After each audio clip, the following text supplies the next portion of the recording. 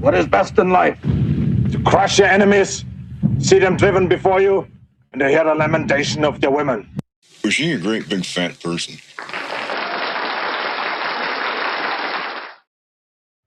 All right.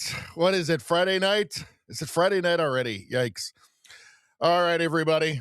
I guess it's the Friday night Radio Baloney Live. I'm your host, Richie Baloney. How's everybody doing out there?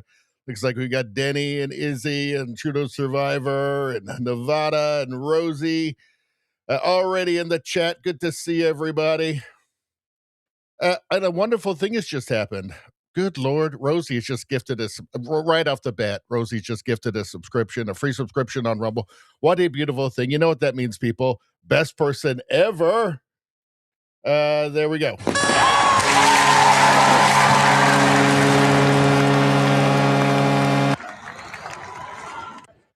That's what you get when you help the channel and you appeal to my greed.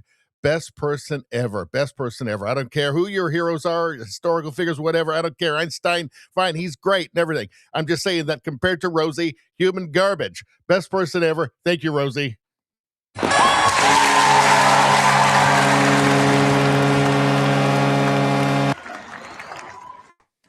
What a wonderful start to this show. What a wonderful start.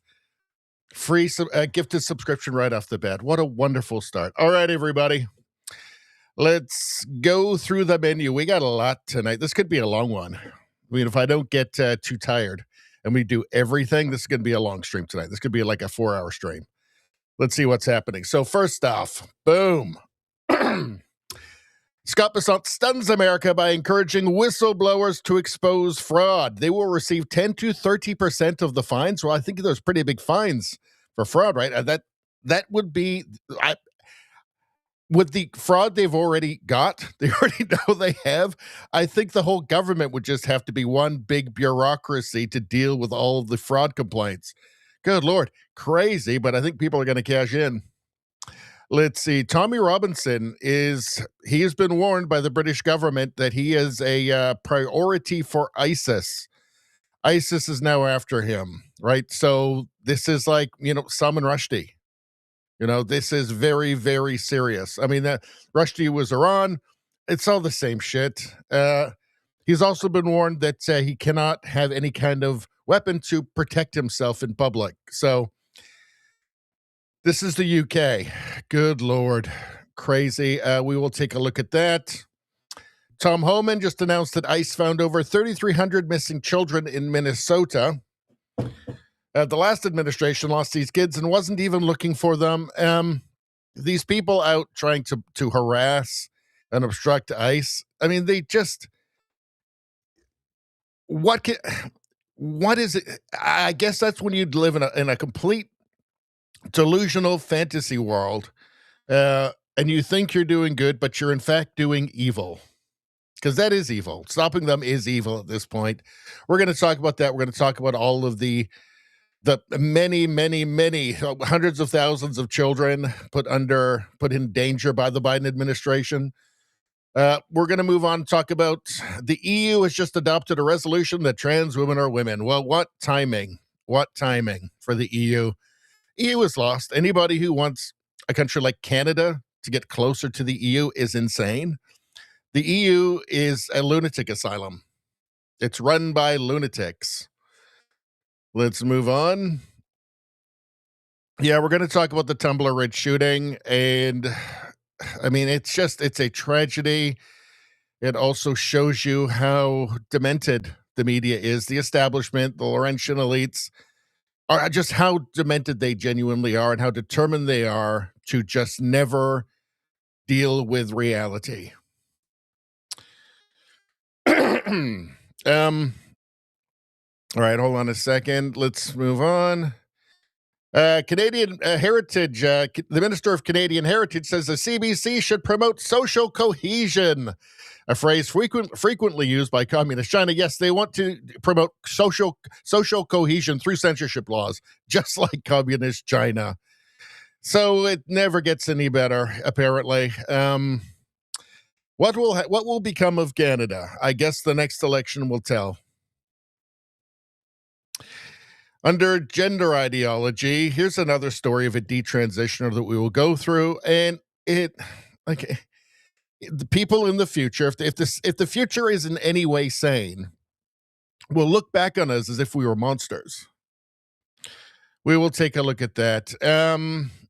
Economics professor, schools liberal MP, who says employers need immigrants. Well, he's saying, well, maybe Canadian businesses, instead of importing just millions of people to become permanent minimum wage workers, maybe we let the markets take care of it, and they just have to pay Canadians more, because that's what we did until Trudeau came along.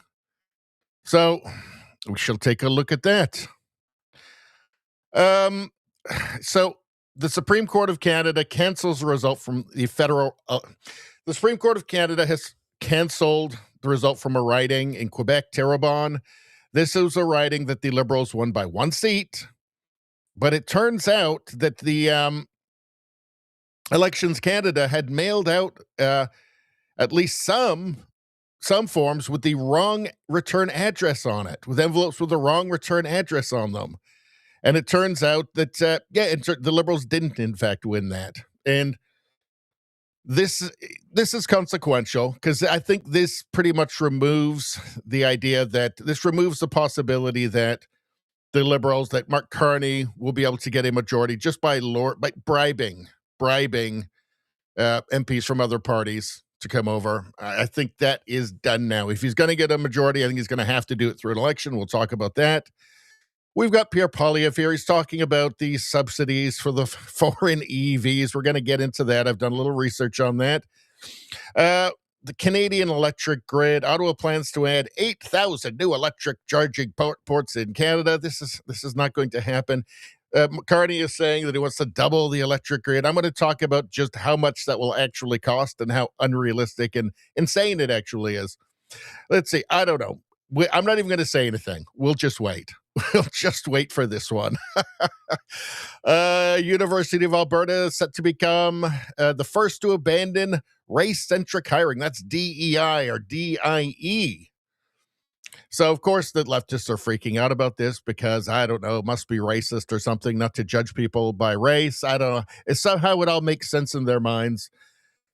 Far left extremism. All right, so Andy No was talking here about he tried to warn a congresswoman about far left political violence, and she smeared him in response. Said, "Well, guess what? Guess what happened?" All right, yeah. So I have a friend who years ago now, when I first started up the channel, and I was talking about communism, communist revolutionaries, and modern Red Guard and Cultural Revolution. And they said, well, you don't really believe there's all these communists, do you? And I said, yes, I do. Yes, absolutely. I mean, look who's organizing the protests against 1BC when they're going to talk on college campuses. Revolutionary Communist Party. Oh, there's another hammer and sickle there. There's hammer and sickle. These are all frickin' communists. Revolutionary Communist Party. Yes, we need to take them seriously. And then we've got the last one of the evening, which is just a random bunch of stuff. Some of it's funny. There's some politics in here, too. We've got, it's the 100th birthday of Leslie Nielsen. Well, he's not around anymore, but you know what we mean. We got some RFK talking to, what's his name? Theo Vaughn.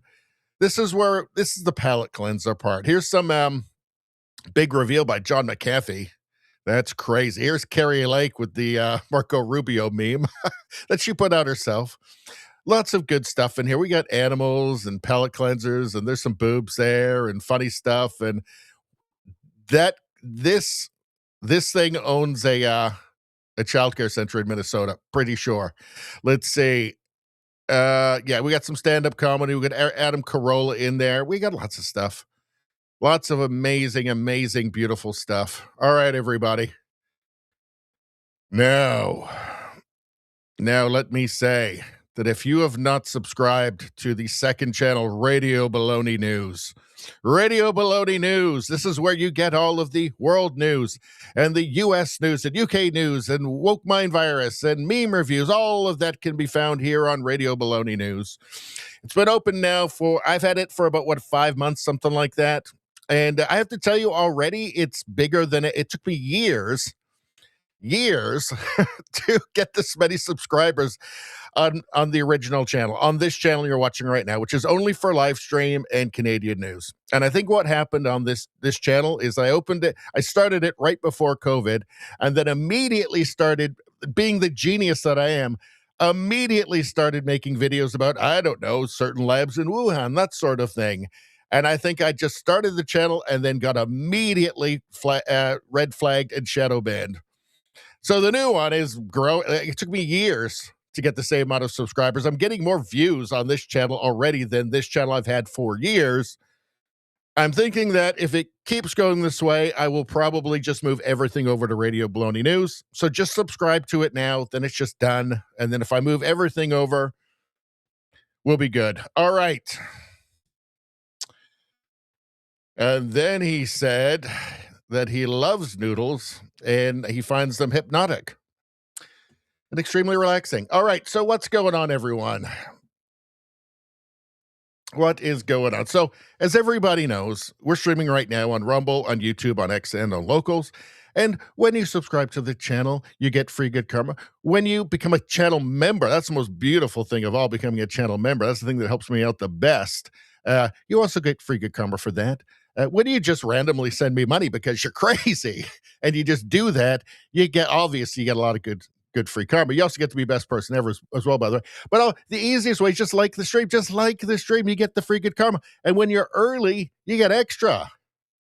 So let's see, Rosie, number 1. Guess what? Friday night, that's 6 good karmas. Chudo Survivor. Segundo, I believe that is 8th. No, sorry, that's 2nd. That's 5 good karmas. All right. Let's do a little bit of oh, wait a second. Izzy got like number 3. That's 4 good karmas. Beautiful, beautiful. So let's do a little bit of chat, a little bit of crowd work first before we get into these news stories. And I'm telling you guys, this could be a long stream tonight. We got a lot, but let's what's everybody talking about? What are these degenerates talking about? Trudeau Survivor says, because you'll see Rosie and Trudeau Survivor are doing weird, crazy Spanish gibberish.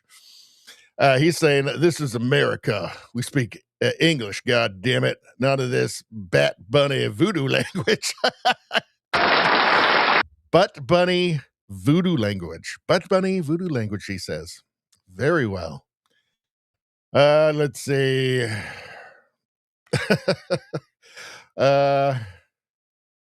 I don't know what you guys are talking about. Izzy says, Richie, did you hear Littlest Hobo made it into the news?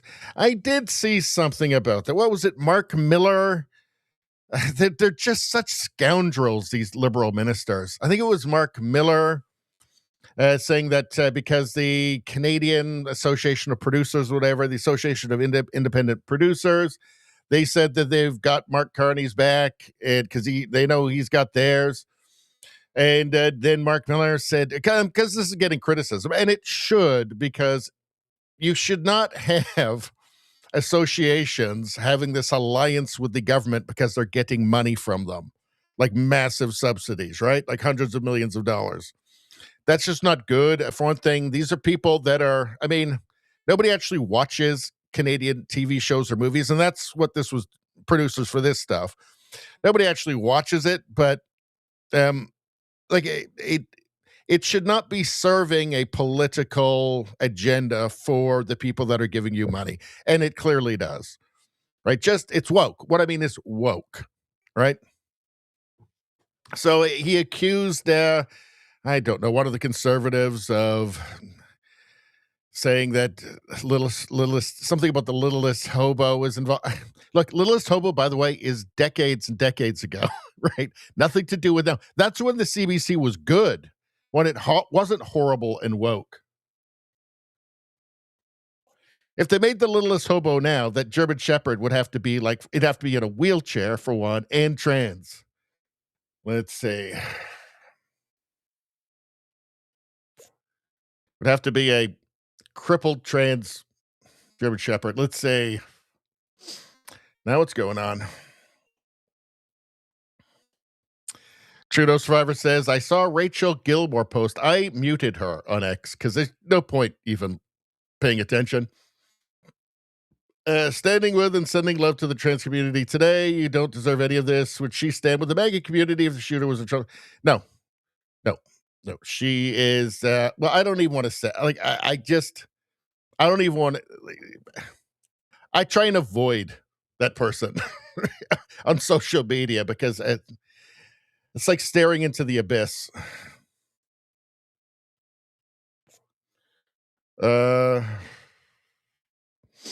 Rosie hopes the littlest hobo is behaving. Littlest hobo is dead, Rosie.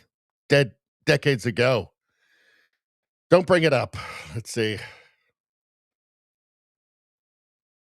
As he says, made it into the Parliament Committee questioning, I think it was, yeah. Chocolate. Rosie changed her profile photo to the chocolate train sculpture. Everybody look. Let's see.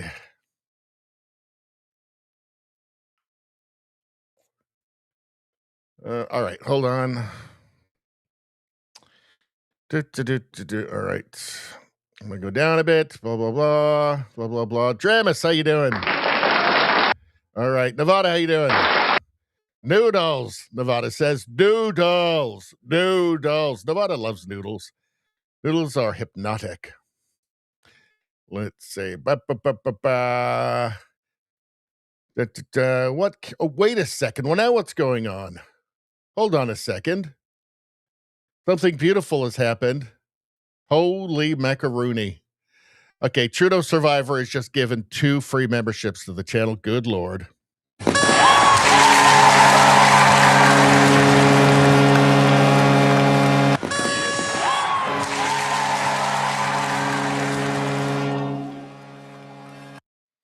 Well, Trudeau Survivor has given away 2 free memberships. And first, I think I speak for all of us when we admire Trudeau Survivor's courage in surviving the Trudeau years, which were difficult for everybody, but nobody more so than Trudeau Survivor, I'm sure.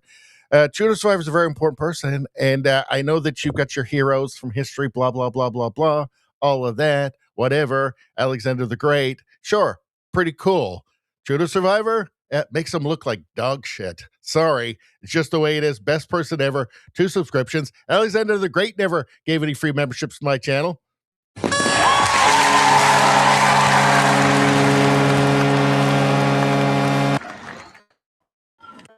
And we're not done. Dramus Thieves giving away free subscriptions to the channel. This brings me to tears, folks. What a beautiful moment this is for all of us. Guess what, Dramus? Best person ever.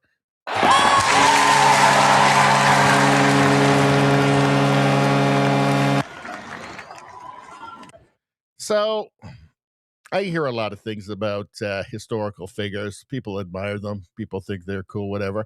And I don't disagree. There's lots of cool, interesting people from history. And even today, all I'm saying is that Dramus makes them all look like Hitler.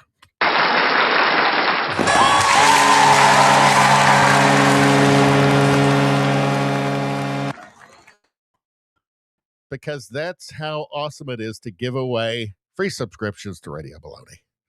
Come on, people. Now these people, oh, yeah, now the people they've gifted these to can watch the premium streams on Rumble. Isn't that a wonderful thing?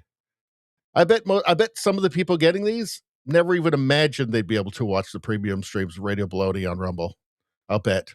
Now they can. How does that feel? That feels pretty good, doesn't it?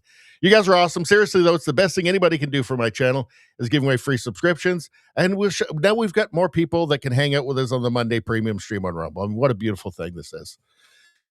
All right. So now that we've done that and my greed has been satisfied, let's move on. Denny, how you doing? Let's see.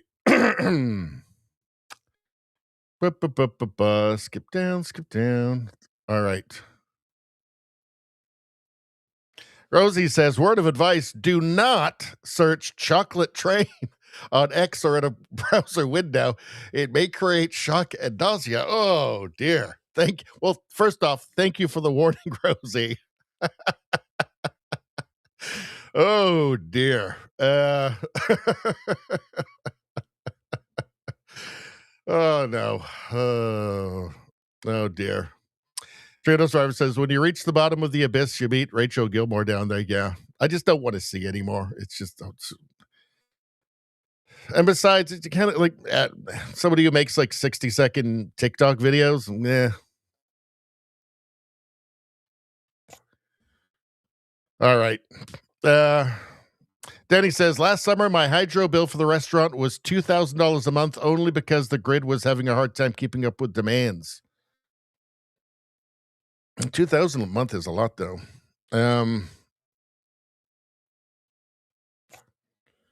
Let's see.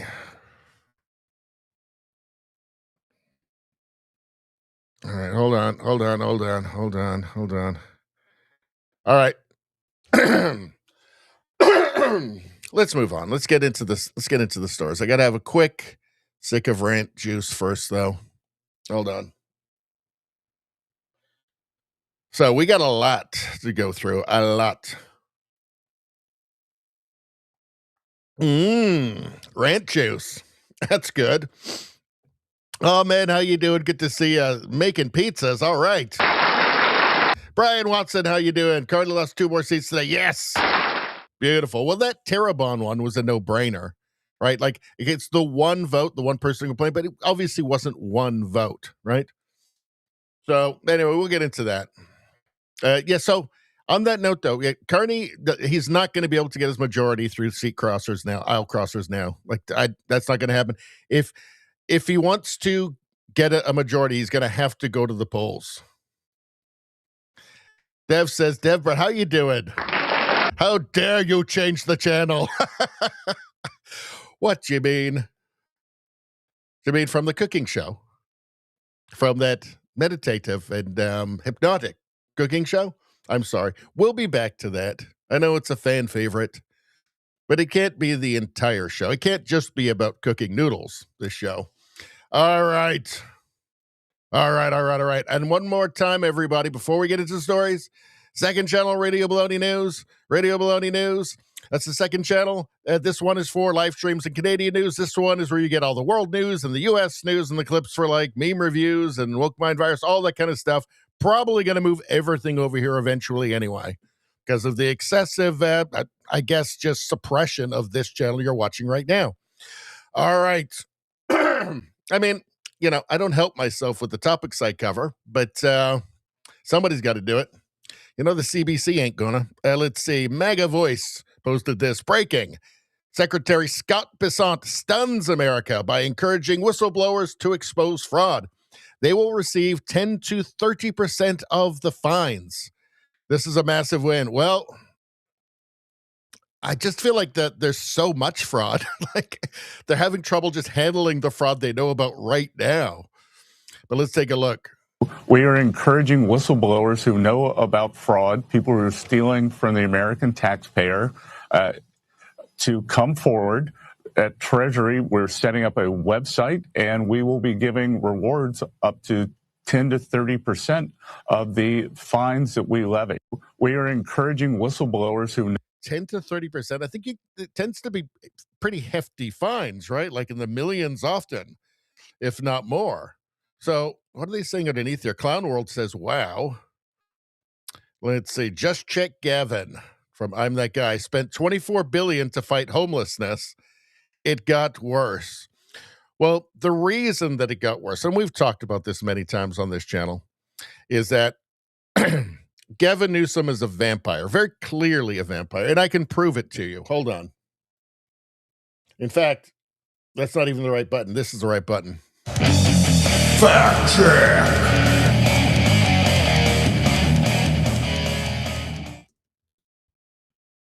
Okay, hold on one second. We're going to be there in 1 second.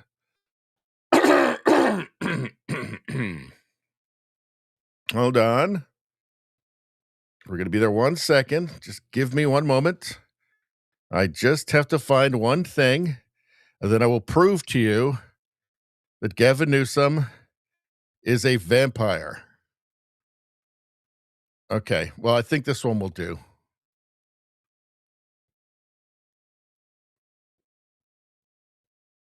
Right there. If that's not a vampire, I don't know what is, right? Now, it looks to me like this is like the emperor vampire, like the king vampire here, Joe Biden. I think it's well established that Joe Biden stays alive by drinking the blood of the young. I think that's well established now at this point. I mean, adrenochrome. When you see him with those kids, those pictures with the kids, the videos with the kids where he's like getting up close and like touching them and like sniffing them and stuff, you know, he wants their blood. Gavin Newsom right here. If that's not a vampire face, I don't know what is, right? So I think that we've clearly established at this point, and there's another one of them too, where I mean it's just undeniable. Where is it? Where is that one? I think they might have gotten rid of it. Here we go. Look at this. Look at this. God damn it.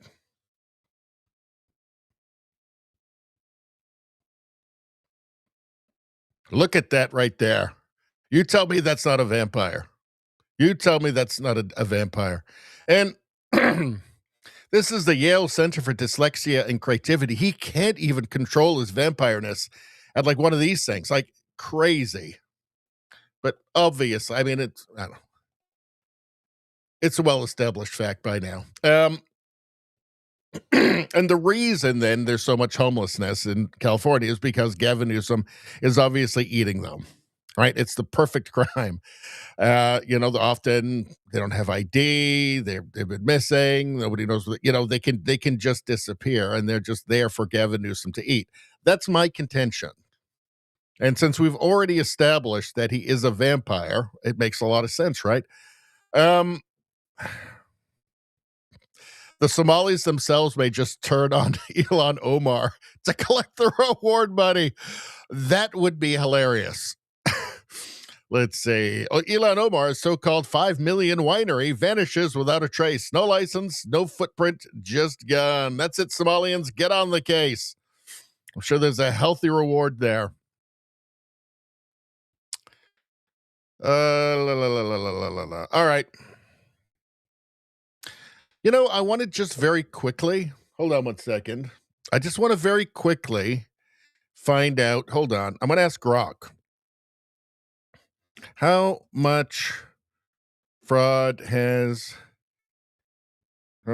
in dollars has been uncovered by Doge? Let's find out. All right. Let's see. The Departments of Government Efficiency, Doge. I still can't believe that something so awesome actually exists. Doge, led by Elon Musk and associated with the Trump administration, has made various claims, blah, blah, blah. All right. Doge's official site reports total estimated savings of around $215 billion. $215 billion just from fraud. Holy crap. That's like more than the GDP of like some nations, like small nations. Holy crap. Contract terminations, 61 billions just from that. Grant terminations, 49 billion. Holy jeez. Talk about nuts. All right. Let's go back. What do we have here? Oh, we already did that one. All right, so we can get rid of this one. All right. Before we get to the Tommy Robinson stuff, let's go back to the chat for a minute.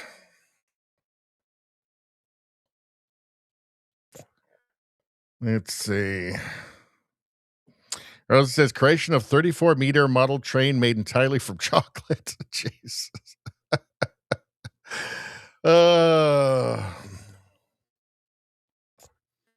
Let's see. If he gets a majority, Alberta is gone, as he says, talking about Carney. I think that Canadians are so ill-informed. They're just literally going off what comes out of Rosemary Barton's teleprompter. They still don't know how bad the damage is from Trudeau, the generational damage.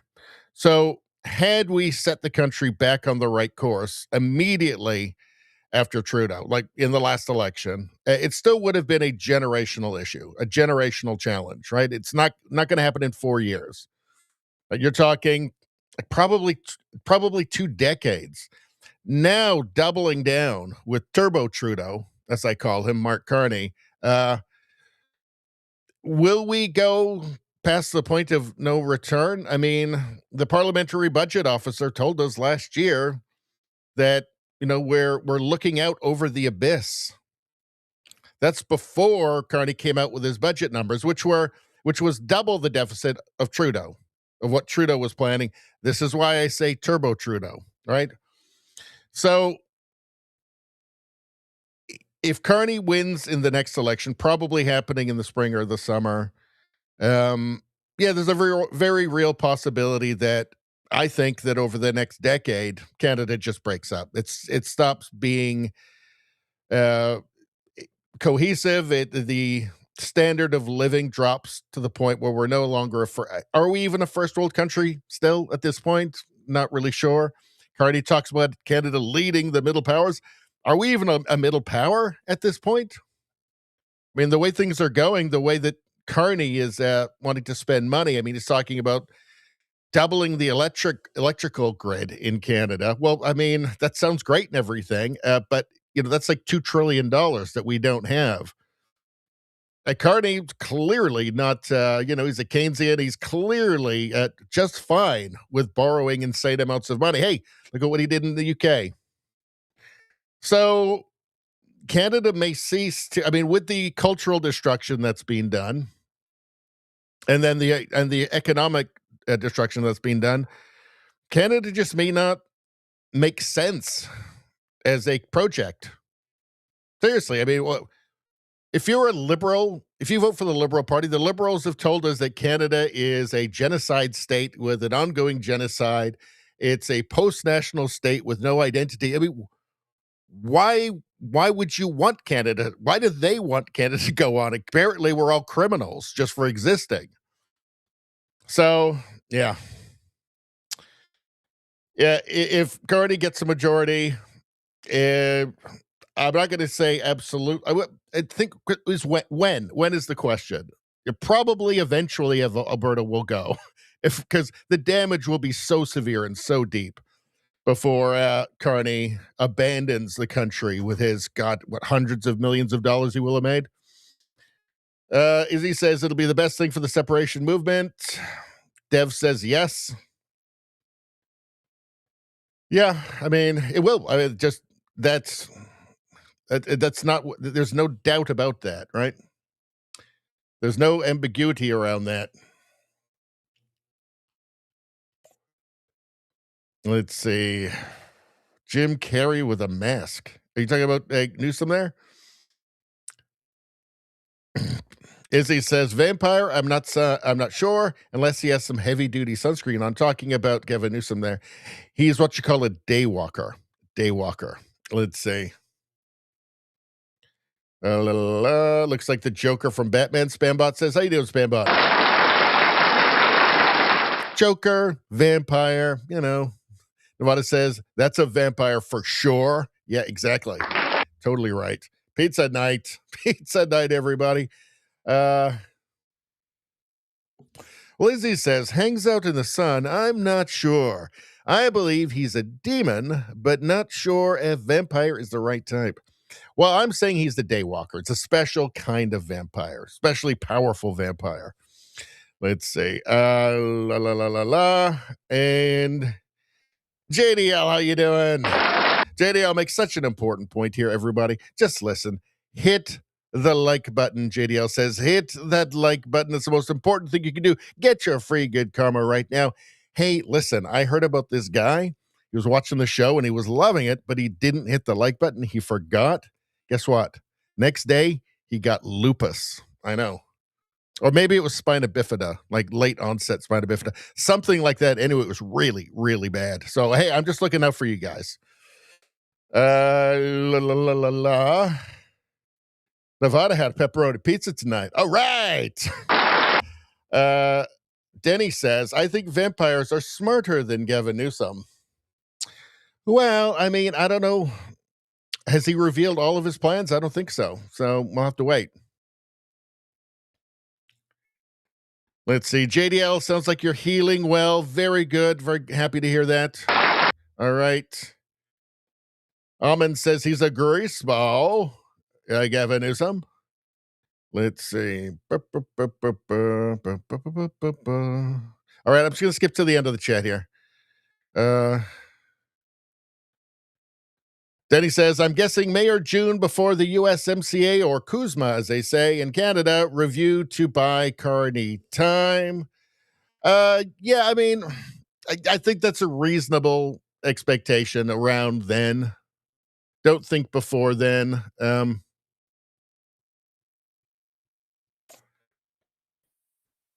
Denny says, I really hope Canadians are going to wake up soon and fast. Well, look, I am never going to overestimate Eastern Canadian voters again after this last election, right? 3 terms of Trudeau, and you go for another one. Only it's not Trudeau, it's Turbo Trudeau. The media has such a stranglehold on the culture here. I'm talking about the news media, the culture, the art, right? All of the Laurentian elites, the media, newspapers. Although there are some, that's the only place you find any kind of conservative, or at least nominally conservative news is in print in Canada. But art, academia, politicians, media, news media, all those Laurentian elites have such a stranglehold on Eastern Canada that, yeah, I mean, they may actually succeed in just strangling the country until it no longer exists anymore, or it exists as different countries.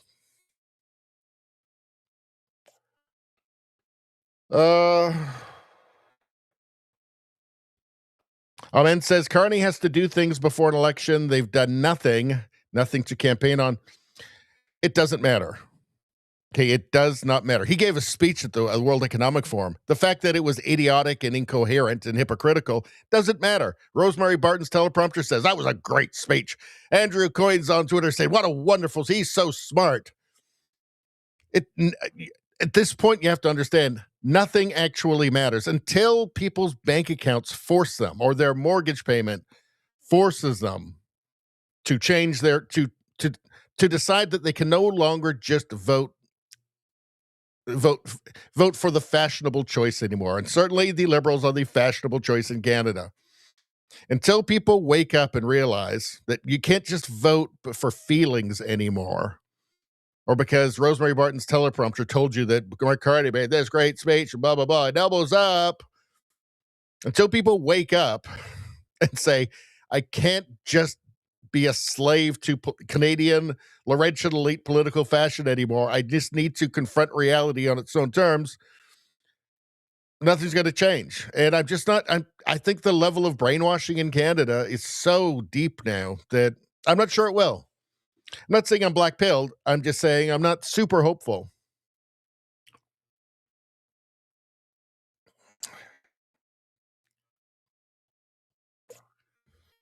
Let's see. Spambot says, I have heard of Blue Sky because I got banned from it the day I tried to join. Well, they wanted a true bubble, and they got one. All right. We're going to move on to the next thing. But first, you guys, sorry, I got to make a trip to the little boys' room real quick already. I'll be right back.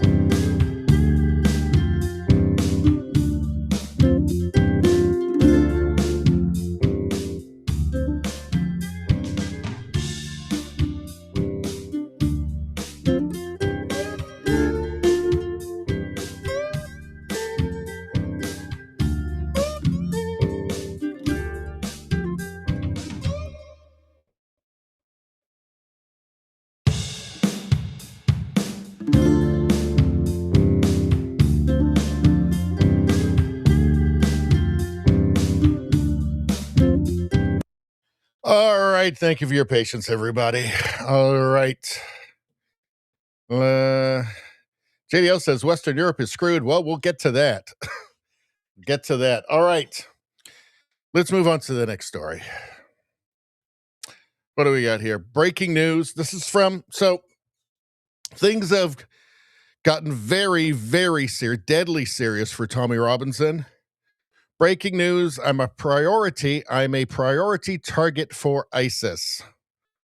So considering he's in the UK, which has just been on like a decade-long witch hunt after him, they've put him in prison in solitary confinement for long stretches. They've been after him nonstop because he speaks the truth, because they fear the truth. This was under conservative governments as well, not just Labor.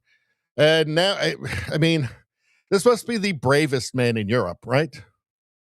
Tommy Robinson. I mean, they have tried to break him over and over and over again, and he just will not. He says, I have now left the country. I need time to work things out for my safety and the safety of my family. I will probably have to relocate them. I will update you when I can. So here he is on the phone with the Bedfordshire police. Here he is on the phone with the Bedfordshire police. Let's take a listen.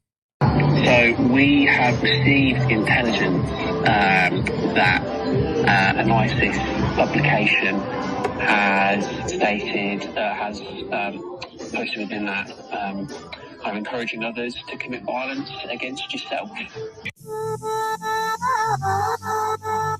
Hello, Greg speaking. Gregory, it's Tommy Robinson. Hello, Miss Robinson. How are you?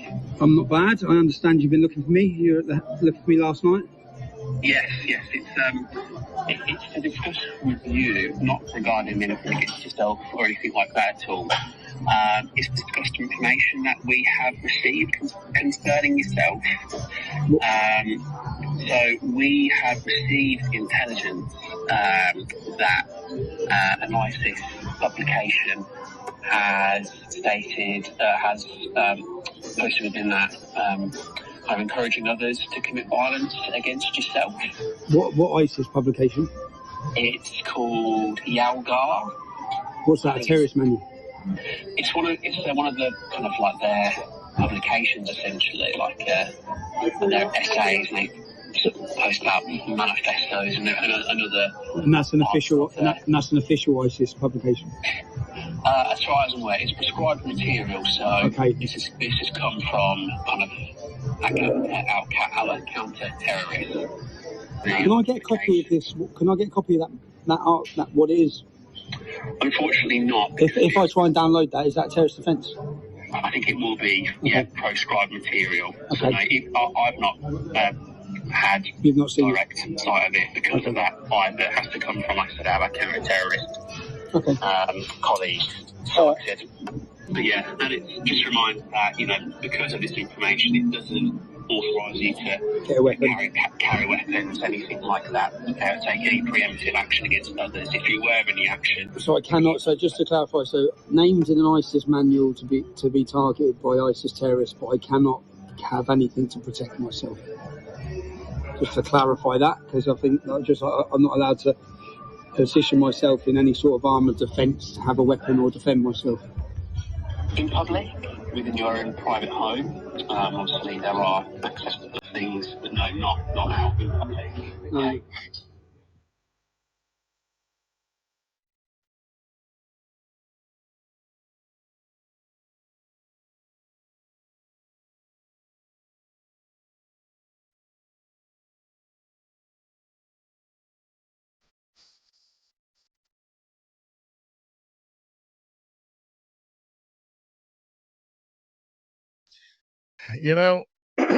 He can't even have anything to protect himself with in public, or they'll throw him in prison.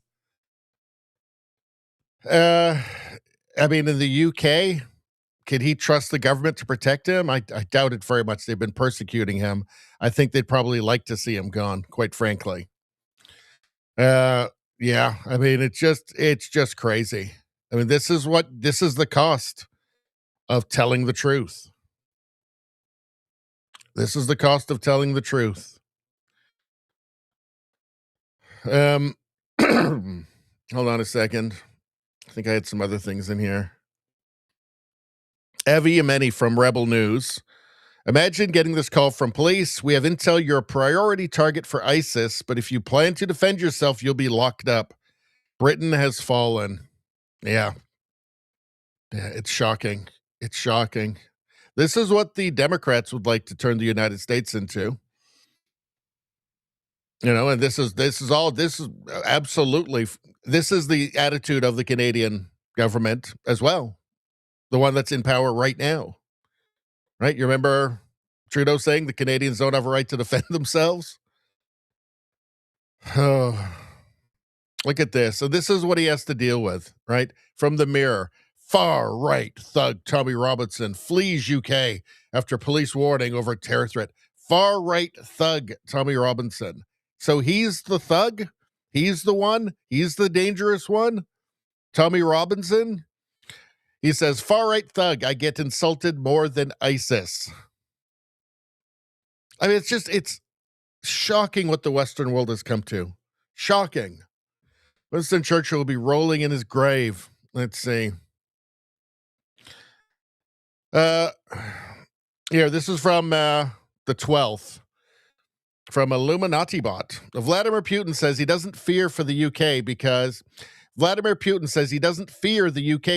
quote, they can't even stop rubber boats invading their country or foreigners raping their women and kids. He also said the British people hate their leader. Let's take a look. Is this in English?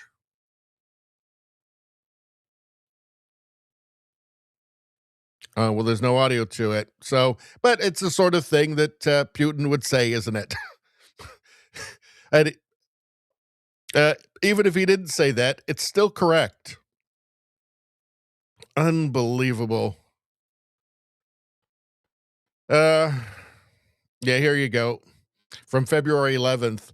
Andrew Bridgeton said, of course our parliament voted against investigating the rape gangs because it's not our parliament, because it's not our parliament at all.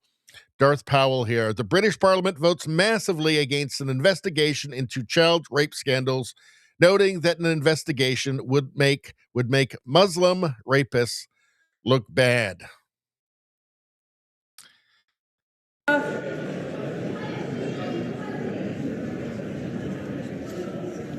The eyes to the right, 111. The nose to the left, 364.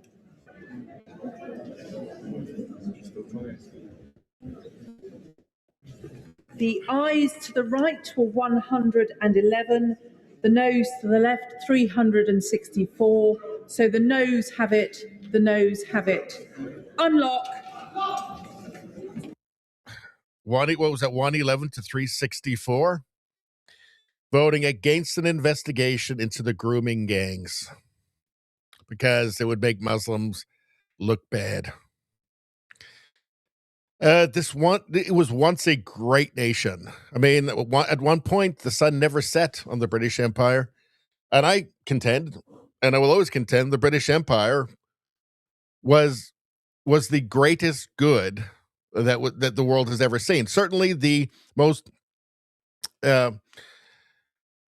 benevolent empire that has ever existed. By far. I mean, just the ending of slavery across the entire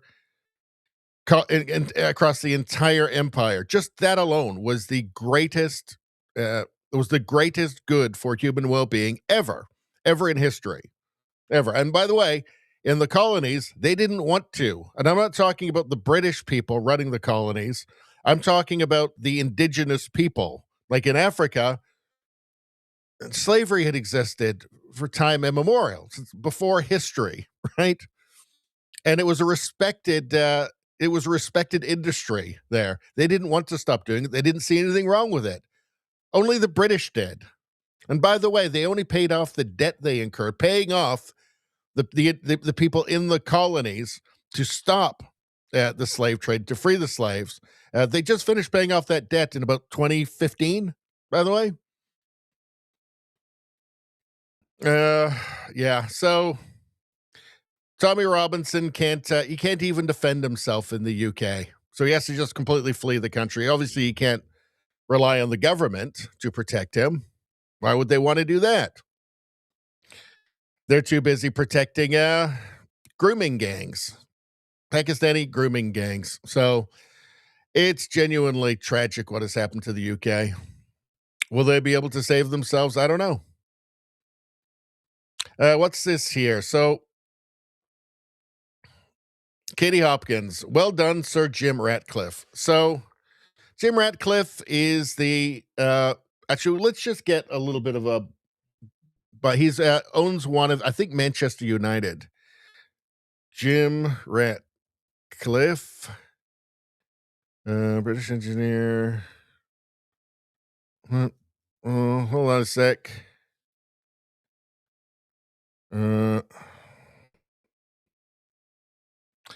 Here we go. So Sir James Arthur Ratcliffe is a British billionaire, chemical engineer, and businessman. Ratcliffe is chairman and chief executive officer of that. Let's see. Hold on. So in February 2024, Ratcliffe became a minority shareholder in the English football club Manchester United and gained control over sporting operations. Now I'm just going to go back for 1 second. And what did Jim Ratcliffe say? All right. Hold on. 1 second. Sorry, guys. I wish I was more organized. Jim Ratcliffe. Ratcliffe comments. All right. So what's going on here? Pro-immigration message displayed at Old Trafford after Jim Ratcliffe comments. So what did he say? I just want to find the exact quote. Where the freaking hell is it? Why can I not get anything? Why is nothing working? Oh, hold on. Got to be another one. Just bloody well tell me. All right, here we go. So, billionaire Manchester United co-owner sparks outrage by claiming UK is colonized by immigrants. Well, isn't it though? There he is. There he is. A man who accurately described reality.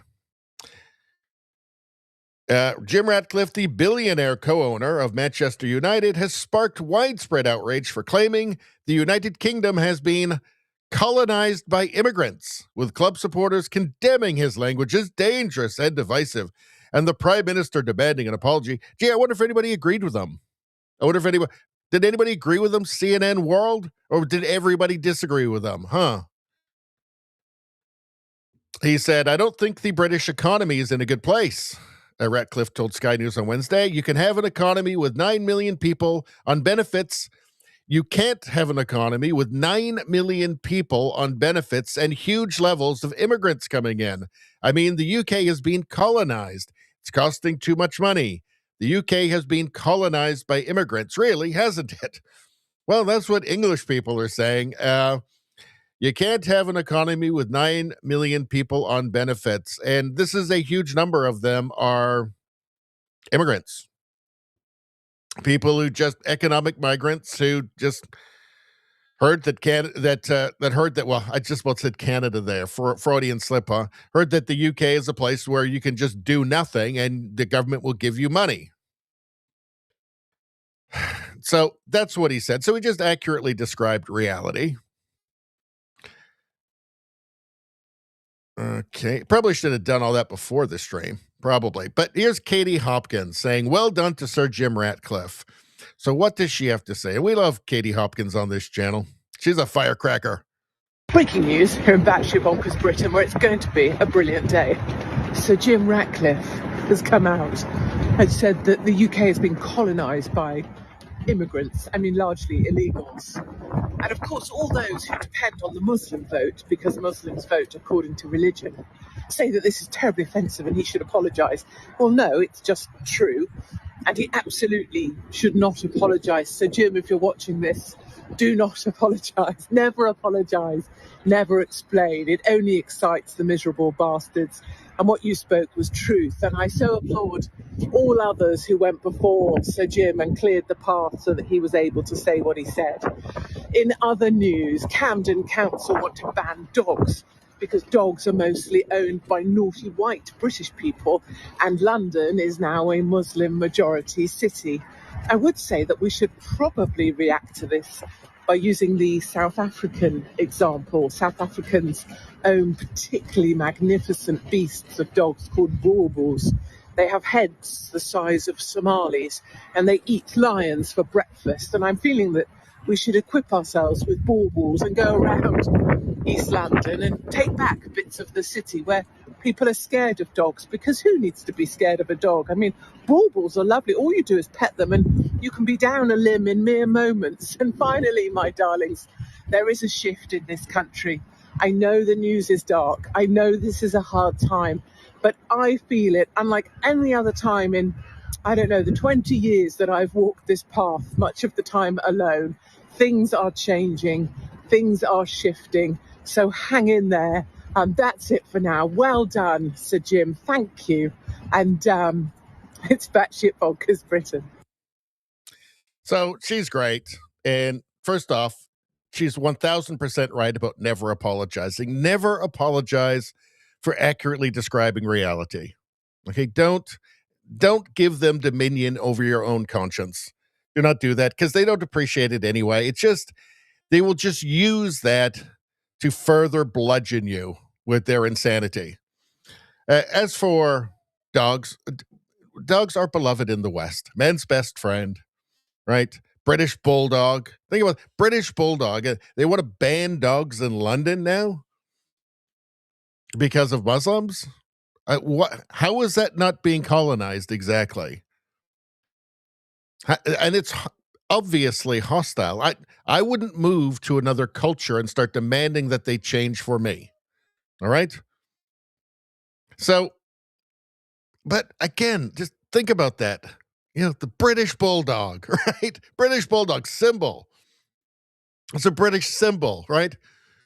And you've got these people who are just colonizing your country, and they're demanding that you give up like your own national symbols for them.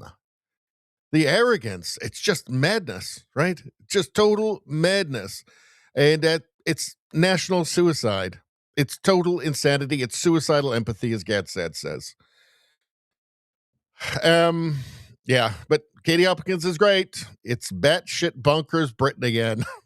Yep. Straight up. Anything else we've got in here? All right, so we did all of that. Let's get rid of that tab now. Let's go back to the chat for a second, see what you guys are talking about. All right. It's going to skip down the end here.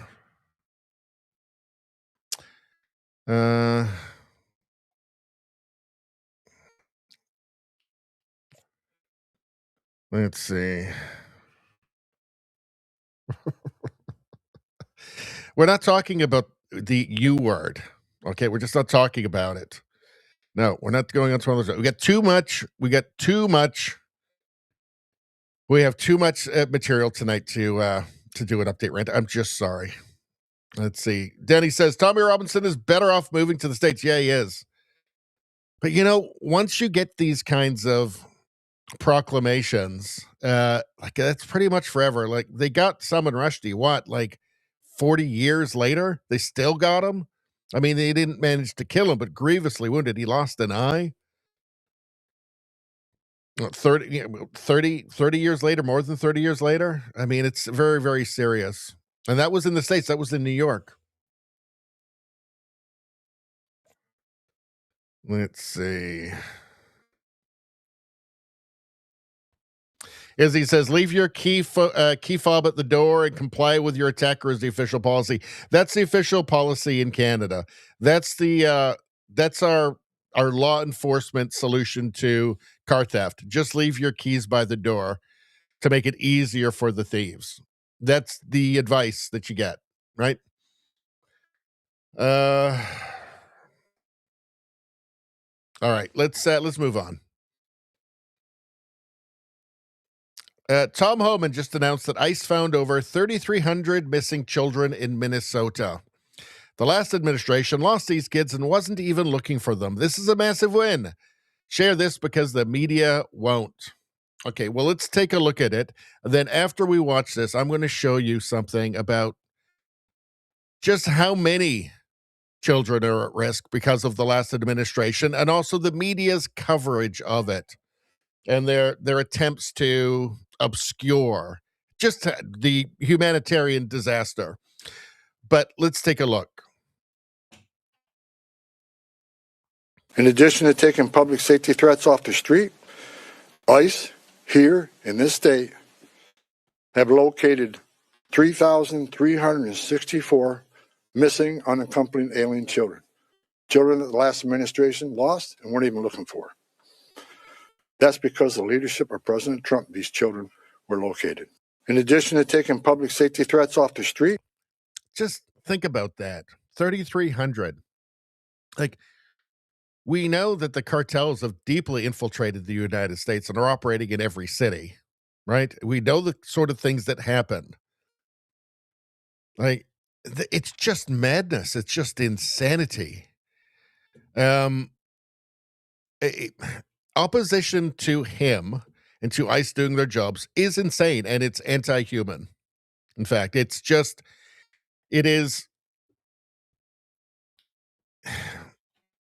a total denial of it's total and utter moral confusion is what it is. It's just facilitating horrible crimes against humanity. ICE is trying to prevent that. Let's go here. So here's the Associated Press. So Fact Focus claims that more than 300,000 migrant children are missing, lack context. So here's what they try and do. So you have this, obviously, just these horrific numbers, this horrific situation, and the Associated Press's job is to try and minimize it. That's what they do here. Republicans, including former president. So this was from October 2nd, 2024. Okay. Republicans, including former President Donald Trump, have recently claimed that hundreds of thousands of migrant children who crossed the U.S.-Mexico border unaccompanied are missing, then criticized the border policies of the Biden administration and Democratic presidential nominee, Vice President Kamala Harris. Well, their job is to try and help Kamala Harris here, and this doesn't look good. So again, they've got to try and muddy the waters and confuse people enough so that they just go, oh, well, I guess that's not real. Ohio Senator J.D. Vance, the Republican vice presidential nominee, repeated the claim during Tuesday night's debate. So what did he say? He said, we have 320,000 children that the Department of Homeland Security has effectively lost. But immigration experts say the claims regarding missing children lack significant context. Here's a closer look at the facts. All right. Claim the Biden administration has lost more than 300,000 unaccompanied migrant children. Well, they don't know where they are, right? The facts. The claim misrepresents information in an August report published by the Department of Homeland Security's Office of the Inspector General, which faulted Immigration and Customs Enforcement for failing to consistently, quote, monitor the location and status of unaccompanied migrant children once they are released from federal government custody. So just that there, massive scandal, right? Should be massive scandal. So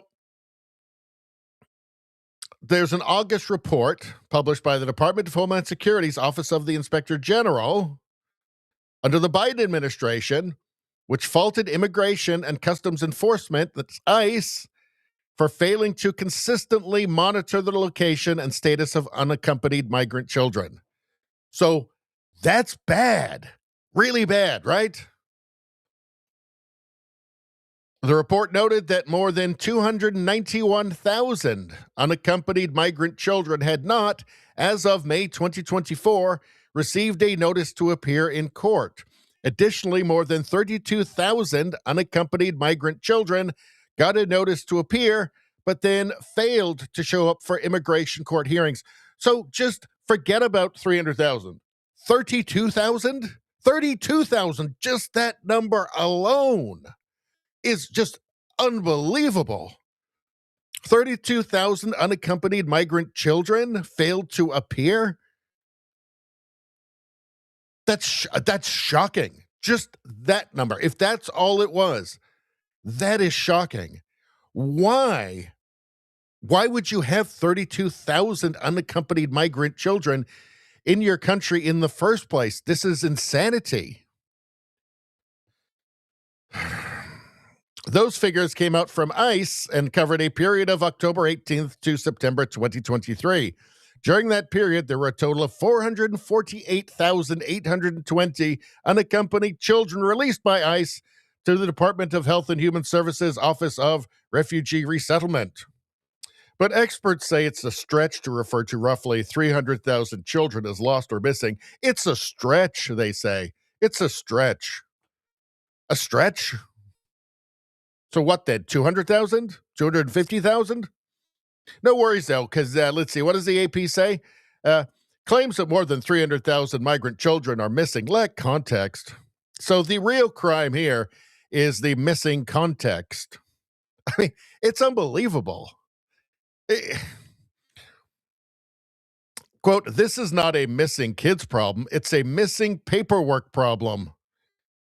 I mean, are these people even human? Do these people have souls?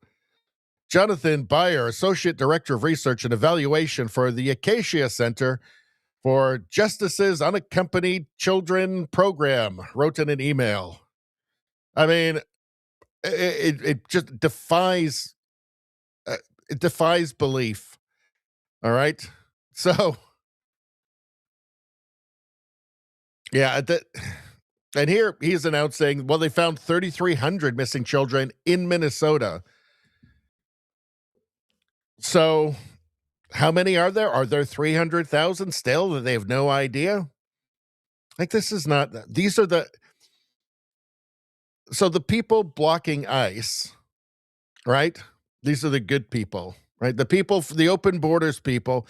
So the open borders people are the good people. Just let's have hundreds of thousands of unaccompanied minors flood into the country. And then, if we lose them, don't worry. It's not a missing child. It's just a missing paperwork problem. These are the empathetic people. These are the decent people. This is what happens when you have a large percentage of your population that are just purely first order thinkers. They just simply can't take that next mental step, right? And then you have politicians that are operating on that, knowing that their voters are purely first order thinkers. They just simply can't see beyond their own shadow.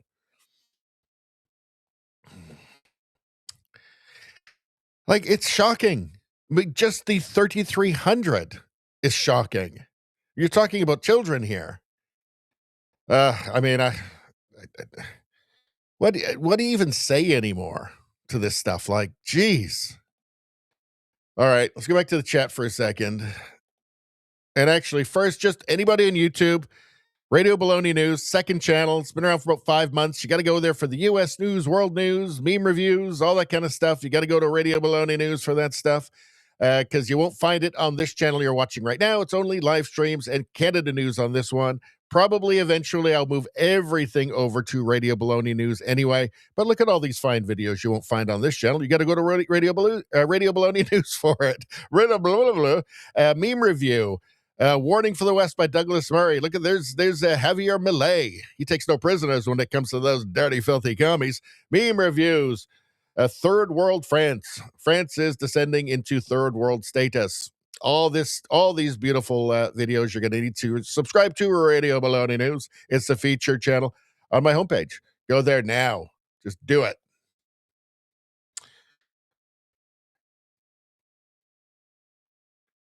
Let's see.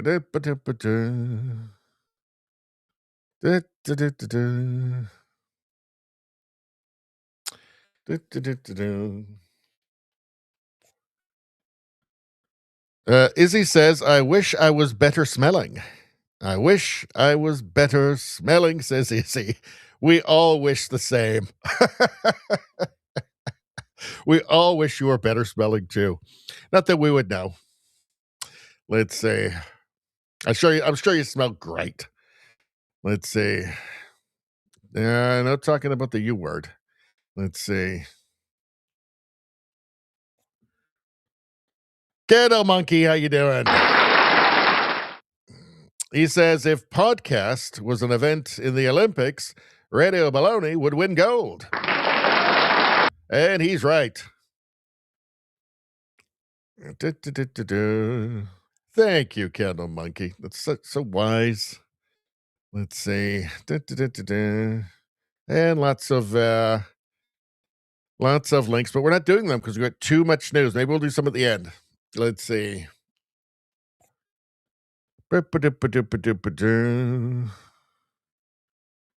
Rosie says, failure to appear in court is not a paperwork problem. Well, it's just they're trying to obscure reality, right? Because the reality is horrible, and they don't want people to know. And that's the job of the mainstream news now. Nevada says, if Dems ever get back in control, we're screwed. Well, if they win the midterms, you're screwed, right? So nothing else will get done, and they'll just start impeaching everybody. And then if they get back in the White House, I mean, I think they've stated openly, haven't they? They're going to get rid of the filibuster. They're going to pack the Supreme Court. And then once they've packed the Supreme Court, it's all over. One party state after that. And things will go downhill really fast.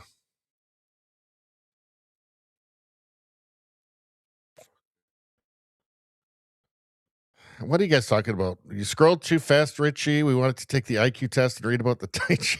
No. Rosie says, where does one get unaccompanied children? 300,000 is the population of an entire city. Well, there is such a thing as human trafficking, which is really, really horrific. And they say in that article as well, I didn't read it, but they're often handed off to family members. Often, they say. Ugh. Just horrific. All right. Perhaps we should look at the ads. Should we do an ad, perhaps? Let's take a look. Why not? Let's do an ad. This is a beautiful ad right here. All right, everybody. You know the score. They can freeze your accounts, shut off your cards, lock you out of your own money overnight. Banks don't protect you. They control you, like communists want to do. That's why real financial freedom starts with ownership. Introducing Rumble Wallet, a non-custodial wallet built for people who refuse to give up control or give into communism. With Rumble Wallet, you don't just buy digital currency like Bitcoin and Tether. You can own Tether Gold. That's real gold on the blockchain. Real gold, precious, precious gold. Through the Tether Gold, you get direct ownership of physical gold bars. That's precious, precious gold bars. Each one fully allocated, verifiable by serial number, purity, and weight. This isn't paper gold. This isn't an IOU. This is real gold, precious, precious gold, without bank vaults, storage fees, or gatekeepers or communists. You can buy, sell, or move it 24 hours a day, 7 days a week, even when traditional gold markets are closed. How convenient is that?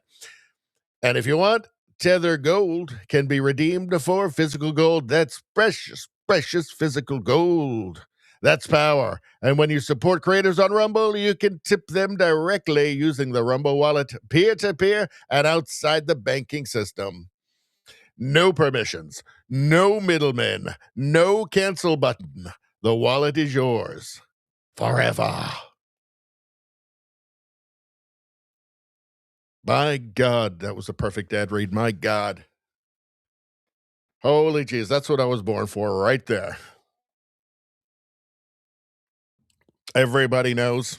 Everybody loves it. Let's see.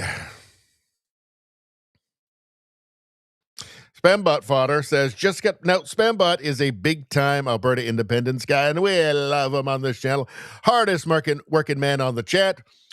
And he's a big independence guy. He's a canvasser for independence, for the for getting signatures so they can have the signatures for the petition so they can have the independence referendum in Alberta. He's big into it. He works hard, and he's a big believer. And he just said he got back from the post office. Where the hell are my canvasser sheets? I can't collect signatures without them.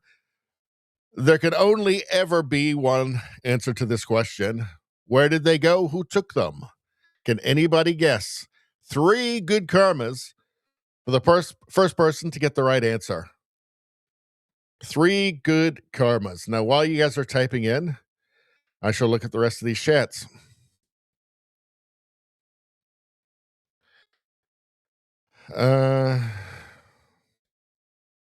Let's see. Rosie says gold ad might have been about Rumble wallets. All I heard was gold, gold, gold. 9.9 out of 10. That's the most you can get out of 10. Let's say thank you, Rosie. Izzy says, I want to be on the gold standard. From now on, I only accept payment in gold bars. Precious, precious gold.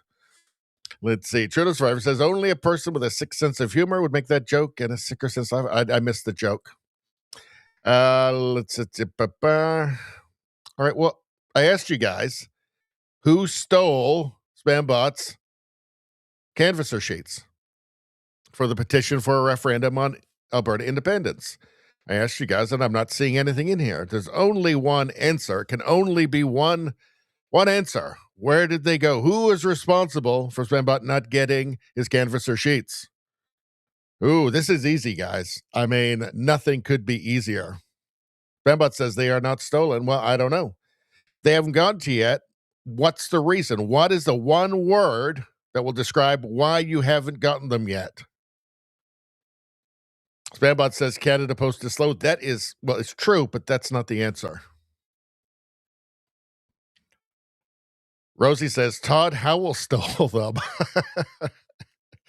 Todd Howell would never do that. He supports Alberta independence, obviously.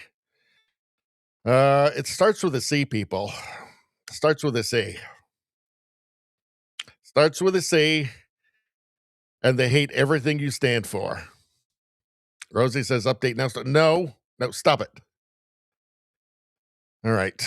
I mean, this is easy, guys. This is the easy one. It starts with a C, and it commies! Yes! Trudeau Survivor got it. Commies! That's the right answer. Good for you. Nailed it. Nailed it. And that's nothing but pure and simple old-fashioned communism. Damn straight. You lousy corksuckers. Rosie got in there with the commies too, but a little late. A little too late, Rosie, but you got on the right track eventually. I knew you guys had it in you. Let's see. All right. Rosie says Todd is smart. I know. And on that note. So the word on the street is Todd Howell, 30 years at Channel 10. Do you know how hard that is to believe? I just can't wrap my head around it, as we say in the business. But it's been a great 30 years. I can remember like it was yesterday when Todd Howell gave his first weather forecast and said, up here in Texas, I finally figured out where Texas was. So, but I thought maybe this isn't for him. But turns out it was. Turns out it was. I hate that man for ever doubting Todd Howell. What an a-hole. What a fool. What a fool to doubt Todd Howell. Yeah, sure. Nice work there. Yeah, I guess things kind of worked out for Todd Howell, weatherman for East Tennessee, WBIR, Channel 10. 30 years later, I guess things kind of worked out, huh? Kind of worked out. All right. We are the official Todd Howell stream. Not official at all. Not official at all. We're just big fans. Let's see. All right. Spambot says Bolshevik or commies. Very good. Very good. And everybody have a shot. I didn't say Bolsheviks, but Bolsheviks is also correct. Either Bolshevik or commies is correct. Very good. Let's see. All right. Well, I guess we'll move on. What else are we going to talk about? So here you go. So I actually have a bunch of stuff about the gender cult on this live stream. But you have those that are just determined to follow it down to its deepest, darkest pits. The EU has just adopted a resolution that trans women are women. Translating from crazy to English, that means they have decided that men are women. Is there any English on this? Resolution as a whole. Roll call vote. The vote is open. The vote is closed. And that's adopted. What is she? The big smile. Like, yeah, we are totally delusional. We all agree that we're completely delusional. The EU is doomed. The EU is just a crumbling edifice. It has been hollowed out. It has no power. It can't even defend Ukraine at this point, right? It's destroyed. It's deindustrializing itself because of its obsession with net zero, right? It's bizarre and insane policies. It's falling apart. Any Canadian who thinks that like Canada should get closer to the EU is insane. What for? What for? We'll be sending them our money just so they can feed themselves before long, if we have any money, that is. All right. A man armed with a knife attacked passengers and the driver on a bus in Paris, France. Tucker was shot by police. Everything is going well there. France is heading towards third world status, reports the Times, because it spends too much, taxes too much, and borrows too much. France spirals down EU wealth list towards third world status. Yeah, the biggest economy in Europe is Germany, and that's falling apart. Here's France. France not looking so much like France these days. What a crime. What a crime. Done by their own leaders. Betrayed by their own leaders, and also, I guess, just stupid voting by the French and the people throughout the EU themselves. So, yeah. So, I guess goodbye, Europe. You had a nice run. So, let's get to the Tumbler Ridge shooting. And, so, you would think after something this terrible happens, the media would be too embarrassed to shame itself in the country by just doubling down on the lunacy, on the gender lunacy. But you'd think so, but you'd be wrong. Well, let's take a look first off. So here we have Tristan Hopper posted this. So here we have the emergency alert from the active shooter in Tumbler Ridge, the trans shooter, the man, the trans shooter in Tumbler Ridge, the biological male, or you could just say male, Police initiated public alert, Tumbler Ridge and surrounding area, active shooter alert issued by Tumbler Ridge RCMP. Those in Tumbler Ridge area are asked to stay inside and shelter in place, lock your doors, and refrain from leaving your home or business at this time. All others need to avoid the area and follow police directions.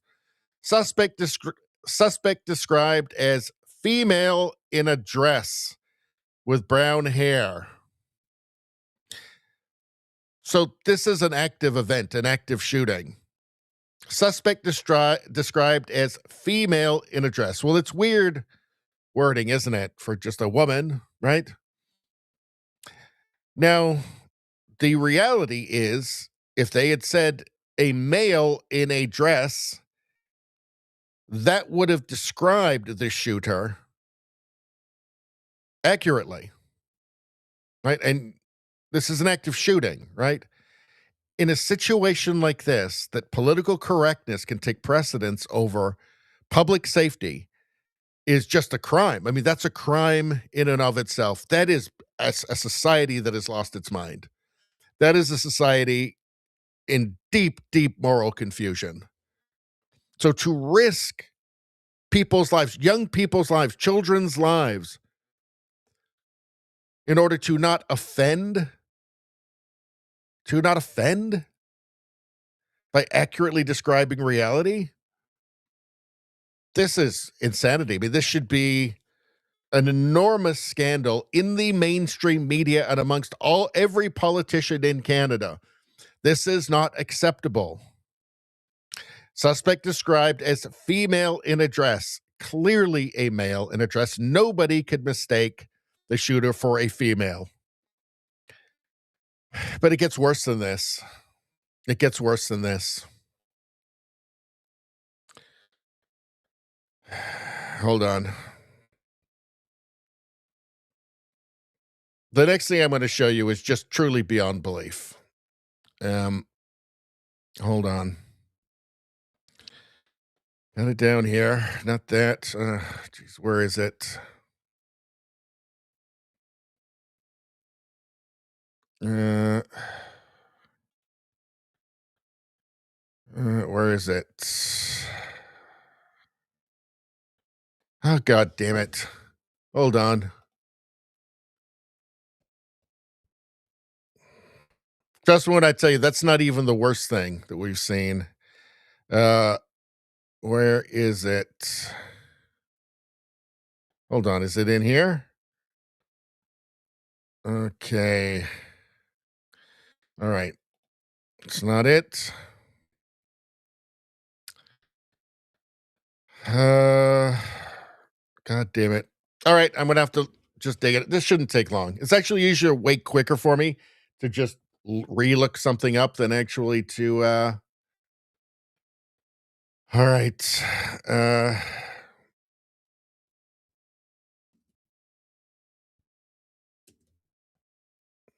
Give me a second. We're an hour and a half in already.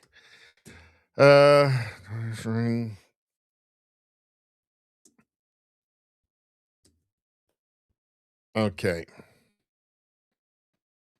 This is what I wanted to show you.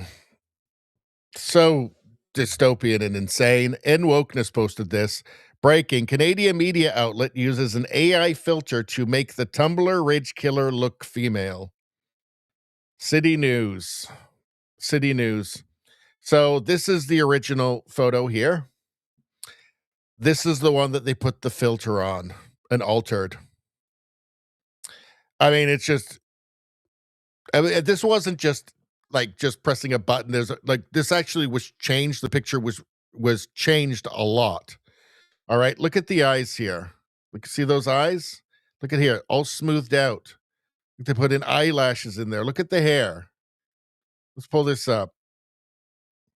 Look at the hair. They put strands of hair. This wasn't just the press of a button, right? This took somebody a little while. Strands of hair. This to make look more feminine. They've softened it all out. They've changed the color grading on this. Changed the eyebrows. You can see even the eyes have been moved a little bit to make it look more. Look at the chin. Look at the different, like, this is grotesque. This is grotesque. This is what mainstream media in Canada did. They tried to deceive the public by making the shooter look more feminine. Just think about that. This was somebody's job. Either somebody did this on their own or they were directed to do it. Just think about that. It didn't happen by accident.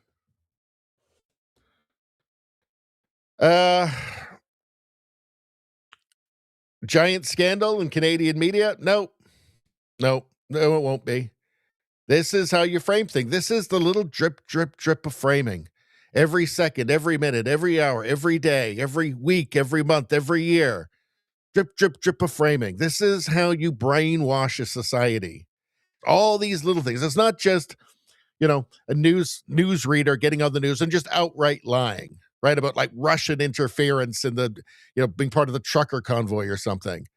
It's not just that. That happens as well, obviously. But it's all this stuff. And this certainly isn't little, right? It's amazing they thought that nobody would notice. But it's shocking, is it not? Canadian media outlet uses AI filter to make the Tumblr rich killer look female. This is somebody who murdered children, his own family and children. Just think, I can't imagine what's inside of the head of the person who does this. You'd have to be utterly deranged. Let's go back. It's a tragedy, and it's also exposing another tragedy, which is just how sick Canada's become. How sick the ruling powers in Canada have become. Here we go. CTV News. Misinformation about trans people floods social media in wake of BC mass shooting. Really? Misinformation about trans people floods social media in wake of BC mass shooting? That's the problem? Misinformation about trans people. What? You mean like the experimental drugs? Most of them being hopped up on SSRIs? Which misinformation? Do you mean that this is what the 6th trans mass shooter in the last couple of years in North America? That kind of misinformation? This is what they jump to. This is a sick society. This is a deeply morally confused society, right? Maybe there's something about doing experimental gender treatments on children. Maybe there's something about that needs some attention. Maybe it requires some journalism. CTV News. Of course, they would never do it because, well, they're not journalists, right? Propagandists. By the way, misinformation. You mean like, let's see, CBC corrects Barton's mistake on an Indigenous residential school graves. Yes, she claimed that there was evidence. A statement by CBC journalist Rosemary Barton claiming remains of Indigenous children were found at former residential school sites has ignited a firestorm of criticism, leading to a rare correction from the state broadcaster. Yeah, a little blurb hidden away on their website that nobody ever saw. This was not a little thing, okay? This was after the French. This was after one of the federal debates in the last election. So a lot of Canadians watching when she claimed there were remains of Indigenous children found. There has not been. That's not a little mistake. Let's see. Why the word freedom is such a useful rallying cry for protesters. Did you know that the word has become common among far-right groups? Experts say. Yeah, experts that are paid by the Liberal government say that. Paid to say what the Liberal government wants. Common among far-right groups. Far-right groups. That's right. The word freedom is far-right now. There you go. CTV says staffers who altered Poilievre clip no longer work for its news team. Only because they got caught. Let's see. Yeah, anyway, we won't get into that right now, but they altered a clip of Pierre Poilievre to make him look worse because they're real journalists, because they're fighting misinformation. Let's see. What else we got? Oh, yeah. Do you remember this? Marie Oakes posted this. CBC has completely lost it. They're suggesting that the Russians are behind the massive trucker convoy protesting in Ottawa today. That just wasn't true. Given Canada's support of Ukraine in this current crisis with Russia, I don't know if it's far-fetched to ask, but there is concern that Russian actors could be continuing to fuel things as this protest grows, but perhaps even instigating it from the outset. Given There you go. So let's be lectured by the mainstream media a bit more about misinformation. Thanks. So that's, by the way, that's what I put together in literally 3 minutes. So maybe I should spend like a couple of hours on it, on all the misinformation from places like CTV News. So the issue can't be perhaps you shouldn't do experimental gender surgeries and medicine on experiments. Perhaps you shouldn't do gender experiments on children, flood them with all the wrong hormones and all kinds of drugs. Right? Maybe you shouldn't do all of that. Maybe that's got a little something to do with the rash of trans mass shootings over the last couple of years. Maybe. Let's see. What's this here? Oh, yeah. Here's from Mark Carney's speech, his famous speech in Davos, where he talked about, Václav Havel talking about living within a lie. Living within a lie. Now, how does that, for the Canadians watching right now, how do you feel about that? Mark Carney talking about that living within a lie. Strikes a chord, doesn't it? But not for the reason that Carney wants it to. Tristan Hopper posted this. He's a Canadian journalist. I would urge you to all consider that a police officer using the term gun person is why you've had relatives die on waiting lists, why your car has been stolen, and why rent is 50% of your paycheck. When a state prioritizes narrative over reality, no area of society is spared from the consequences. That's what happens in communist societies and why they fail. And why they can never deliver the human well-being that they promise. Hold on. So that was in response to, hold on. Here, let's watch this. This was posted by Megan Murphy. She says, this is the state of Canadian law enforcement. I cannot believe this is real life. If you have questions, I'm prepared to take them at this time. Officer Romina Dea from Global News. Could you please expand a little bit on the suspect? Was he known to police? Were there any red flags regarding his mental health? So the journalist is referring to the shooter as a he, because that's real. That's what the shooter was. Let's listen to this. So a suspect is identified as an 18-year-old female by the name of Jessie. We have a history of police attendance at the family residence. Some of those calls were related to mental health issues. If you have questions, I'm prepared. Here's the thing. Now, if he wants to have his job or get promoted at any point or go up in any, climb a ladder to the next rung, wherever that might be, he has to do this in Canada because Canada's insane. But it doesn't even look like he's embarrassed. I mean, he pulls it off there pretty well, doesn't he? He pulls off I'm a lunatic pretty well, doesn't he? Let's take a look again. To take them at this time. If you have questions. Romina Dea from Global News. Could you please expand a little bit on the suspect? Was he known to police? Were there any red flags regarding his mental health? So a suspect is identified as an 18-year-old female by the name of Jessie. We have... I don't even sense any embarrassment from him there. Is this what it's come to in Canada? This is the state of Canadian law enforcement, says Megan Murphy, who, by the way, was chased out of Canada by a trans activist.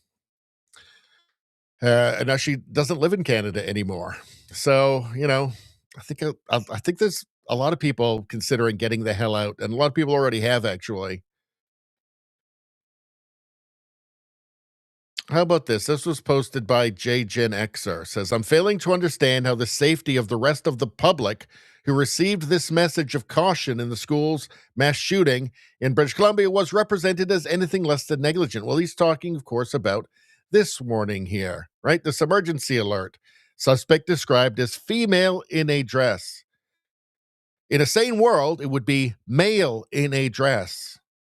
Male, you would want to make it as explicitly clear who the shooter actually is if you want to prevent people from dying. This tells me that they care more about political correctness than they do about children's lives. This is evil. This is evil. This is actually the banality of evil, isn't it? Right? This is just determined by some bureaucrat. Let's take a look at this. Warning stated to residents, there is a female with brown hair. If you see her, shelter in place. Who in their right mind is going to shelter in place had they have seen a man dressed as a woman walking around with brown hair? That doesn't even make sense. When public safety is of concern, gender ideology goes completely out the fucking window. You could have literally been responsible of the death and the blood be on your hands of several more individuals. That's the warning you care to share? There is a woman in a brown dress?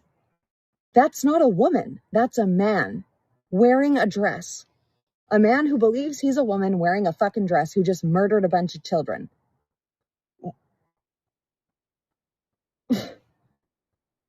What the fuck? No, absolutely no. Absolutely not. That's insanity. That's insane. The El Bozos who support this don't deserve a country, right? They deserve to live in Trudeau's. They deserve to live in Trudeau's post-national country with no core identity. Also, no sanity. Right? You want to know what's going to break up Canada? This is going to break up Canada. This lunacy. Here we go. Bruce McGonigal says, now is the time for political accountability and a call for everyone to stop encouraging extreme violence within the transgender community. On the left is Grace Lohr, who was the, get a load of this, minister in charge of child and family development. Okay, this is Canada. It's got a knife there. Protect trans kids. Well, that's what the sane people are trying to do. Unlike you, they're trying to protect them from you. They're trying to protect children from you, from the real conversion therapy. Here we go. Trans rights, bunch of rifles, or else. Is this going to make it on the CBC Evening News? Are we going to see this on the CBC Evening News when they're talking about how rural people in rural communities shouldn't be able to have shotguns anymore, any firearms at all, right? Are they going to pause for a second and say, well, there is this weird thing and the whole gender experiments and pumping these kids full of hormones, not to mention just the psychological impact of all of this? No, of course not. Of course not. A reckoning has to come.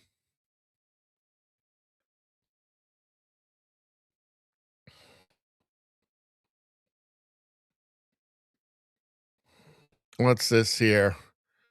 10 people, including the suspected female shooter. You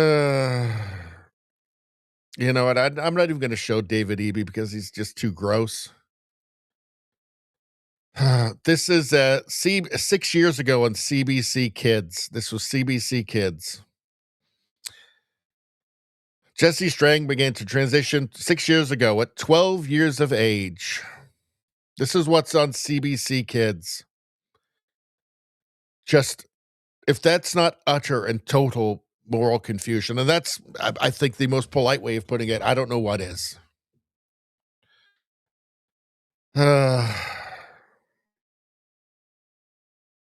All right.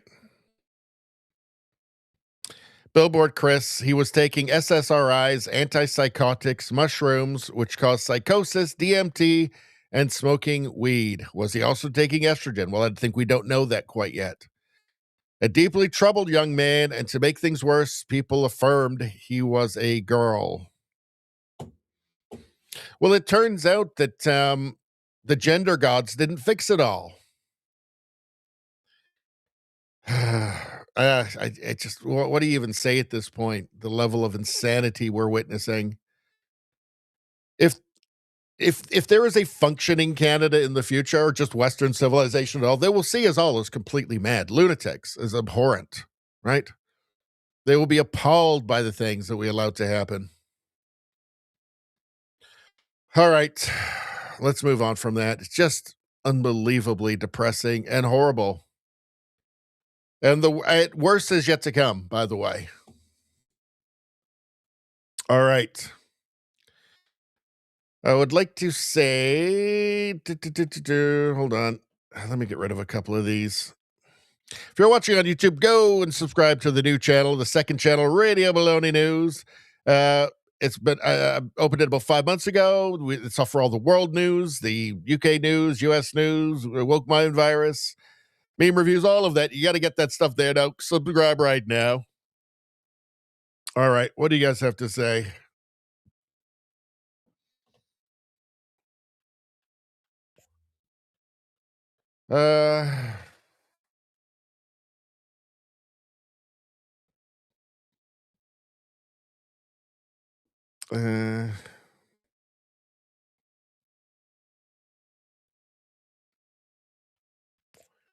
Rosie says, we are the fan club, but we see more of Ken Schwal talking about Todd Howell than we see of Todd. So you're feeling a bit defeated right now. You're not seeing enough of Todd Howell. And I understand that's hard. It's hard on all of us, to be honest. But I think somebody might have a little message for you on that.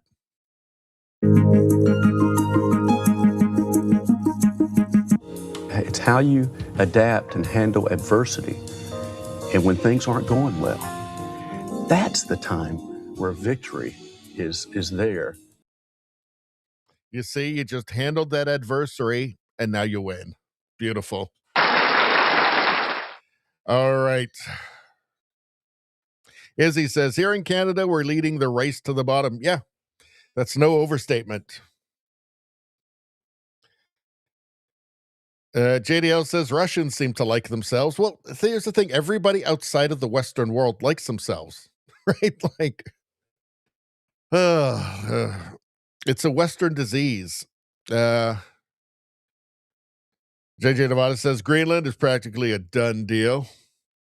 Well, for parts of it, right? For parts of it. Let's see.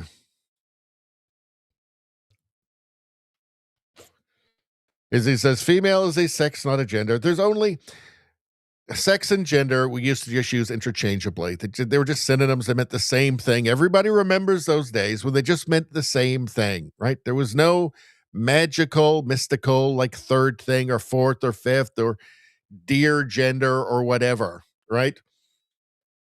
They just meant the same thing. Let's see. And then it was redefined. Then gender was redefined into, as I've said a million times, an infinite series of abstractions. Not real.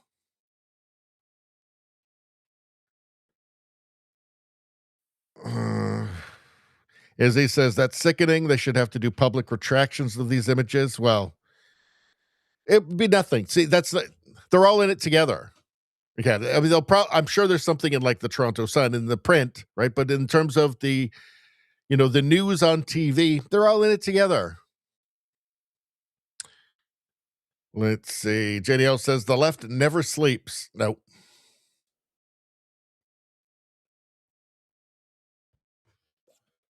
Bambot says, I will ensure that media companies that knowingly publish lies will be charged in the new Alberta Republic. Well, you won't even have to tell them in Alberta. They'll just do it. They'll know the right thing to do. Let's see. As he says, sadly, it's all too predictable. It's why I don't trust the legacy media. Well, none of us trust them anymore, right? At best, you take it with a grain of salt, if not just reject it outright. Let's see. Mengele would be proud. JDL says, yep. It's no different. Sorry. Rosie says, happy Valentine's Day from the future. Happy Valentine's Day to everybody from the future. Well, I guess in 2.5 hours. All right. Let's see. Rosie needs chocolate, Richie. No. Maybe later. We've got so much to go over still, you guys. Come on. Let's see. Izzy says, when your police and mental health professionals don't know what a woman is, I'm not surprised they couldn't help. Well, no, the police did get there and they did respond. It's the leadership. It's the leadership. That's why you can't diagnose underlying problems, right? Is that when the media is just selling you fantasies all the time. When you say that reality is misinformation, right? All right, let's move on. Let's get to the next thing. The Minister of Canadian Heritage says the CBC should promote social cohesion, a phrase frequently used by communist China. This is from Rachel Thomas, Member of Parliament for Lethbridge, Conservative. So, what is social cohesion, I wonder? I wonder if he can tell us that. I wonder if the Minister of Canadian Heritage can tell us what social cohesion is. Let's take a look. Thank you, Minister. My first question for you is, you recently made a statement after becoming minister that part of the responsibility of CBC is to foster what you called, quote, social cohesion. Can you explain for the committee what you meant by social cohesion? The reason I ask is because experienced journalists have stated that these words, this term, is often used by the People's Republic of China to mean state control and zero tolerance for challenges. That seems counter to the values that we hold here in Canada, and so I'm curious as to what you meant by social cohesion. I think in an age that we're all living through of intense disinformation, there is less social cohesion as falsities are propagated through media sources, both legitimate and illegitimate, integral to a healthy democracy. Indeed, the fourth pillar of our democracy is a healthy media ecosystem that exercises rightly its freedom of expression. Again, integral to that is a state-financed public media that is the CBC or Radio-Canada. Because it seems we're kind of working against it, though, doesn't it? Doesn't it? The state-funded media seems to be working against a sense of cohesion, actually, for the country. Cohesion should be something that's kind of organic, shouldn't it? Shouldn't it be? It's something that kind of arises from the culture itself, right? Instead of a top-down thing dictated by politicians who are paying off the media to enforce it. Well, let's continue. Not state-controlled. Indeed, the CBC's mandate is one that is ferociously independent, and we should all defend that, whether they're saying good or bad things about us. Ferociously independent. Come on. Anybody who's watched CBC knows they are not ferociously independent, right? They are carrying water. They are propagandists for their paymasters, the Liberal Party of Canada. We all know that Pierre Poilievre has promised to defund the CBC. We all know that during the election, Mark Carney offered a $150 million raise, or should we say bribe, to the CBC if he got elected. I mean, it's transparent. It's openly on its face. The CBC is not fiercely independent. The CBC is working to elect the Liberal Party, their paymasters. When there is a lack of support for a public broadcaster, I think that contributes to the spread of disinformation and social cohesion. Really? So not giving the CBC enough money leads to the spread of misinformation. I mean, I guess we won't mention the misinformation from the CBC, right? Let's see. The word freedom is a far-right dog whistle, right? The word freedom is now a symbol of fascism somehow, apparently. Let's see. Putin was responsible for the Freedom Convoy. Let's see. The Freedom Convoy was controlled by scary far-right figures in the United States. Scary, shadowy far-right figures in the United States. The Freedom Convoy tried to burn down an apartment building, apparently, according to the news. Let's see. Rosemary Barton said after one of the debates in the last election, with a lot of Canadians watching, that in fact there had been human remains found at the residential schools unmarked graves, which the CBC very quietly the next day corrected because it was false. You talking about that kind of misinformation? Is that what we're talking about, Mark Miller? Are those just the first ones that come into my head?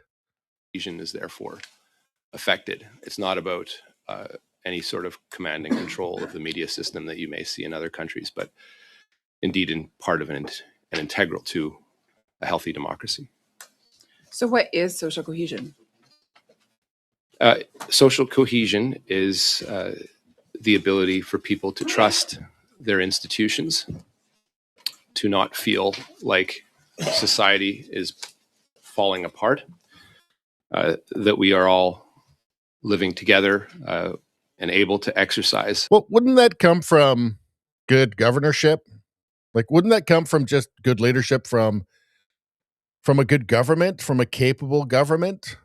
Right? Wouldn't that come from preventing ideological capture of institutions? Wouldn't it come from that?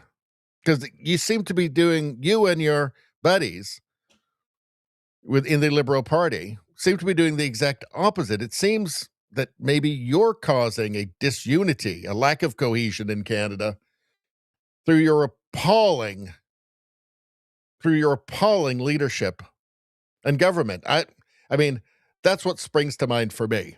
The rights in the case of Canada that define us, freedom as enshrined in the Charter of Rights. I mean, I could go on beyond the time allotted for you to discuss this, Ms. Thomas, but I think we both agree as to what it is. So I think we know what cohesion is for him. It's a top-down thing, right? They do control the media. The media acts as a propaganda arm for the Liberal Party. That is a fact. They are serving their paymasters, right? Cohesion for him is something that is dictated down to the public, okay? And you will be punished if you dissent from that, if you deny that. That's cohesion to him. It's a forced cohesion, right? It's the kind of cohesion that they have in China. In other words, a fake cohesion. What are they saying underneath here?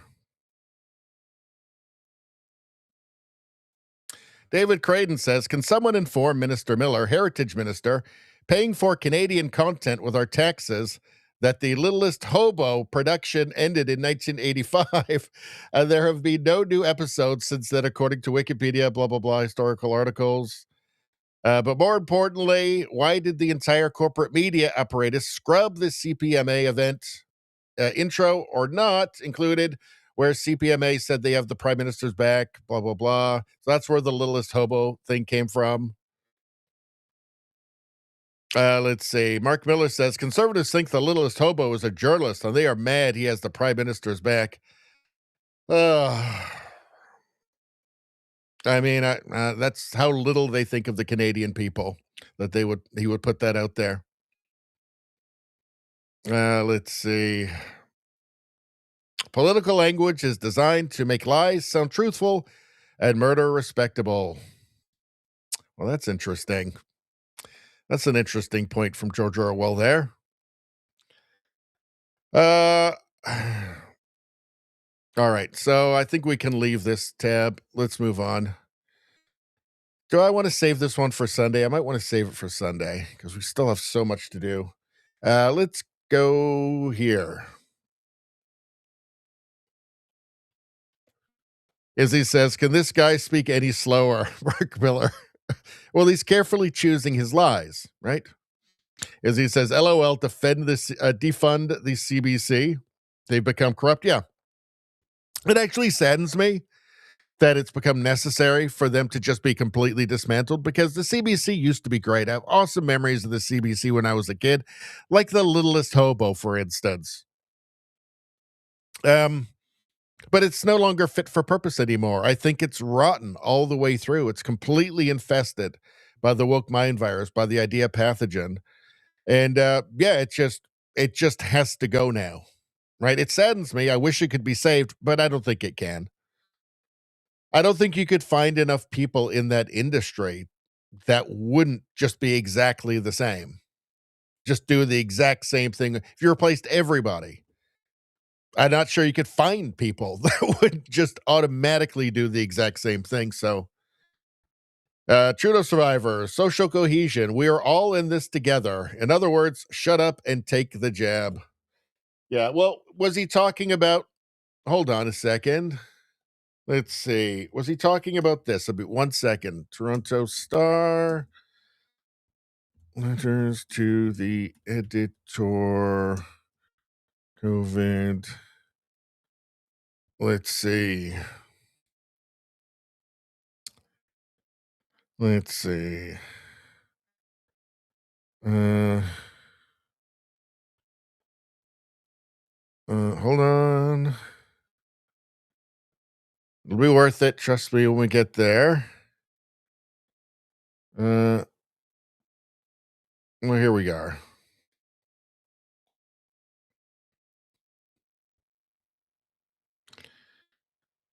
Okay, where is the picture? Here we go. Toronto Star, August 26, 2021. If an unvaccinated person catches it from someone who is vaccinated, boo-hoo, too bad. So just think about the mindset of these people here, right? If an unvaccinated person catches COVID from somebody who is vaccinated, so you weren't supposed to be able to spread it to anybody. That's what we were told, right? That's immediately forgotten, right? Boo-hoo, too bad. I have no empathy left for the willfully unvaccinated. Let them die. I honestly don't care if they die from COVID, not even a little bit. Unvaccinated patients do not deserve ICU beds.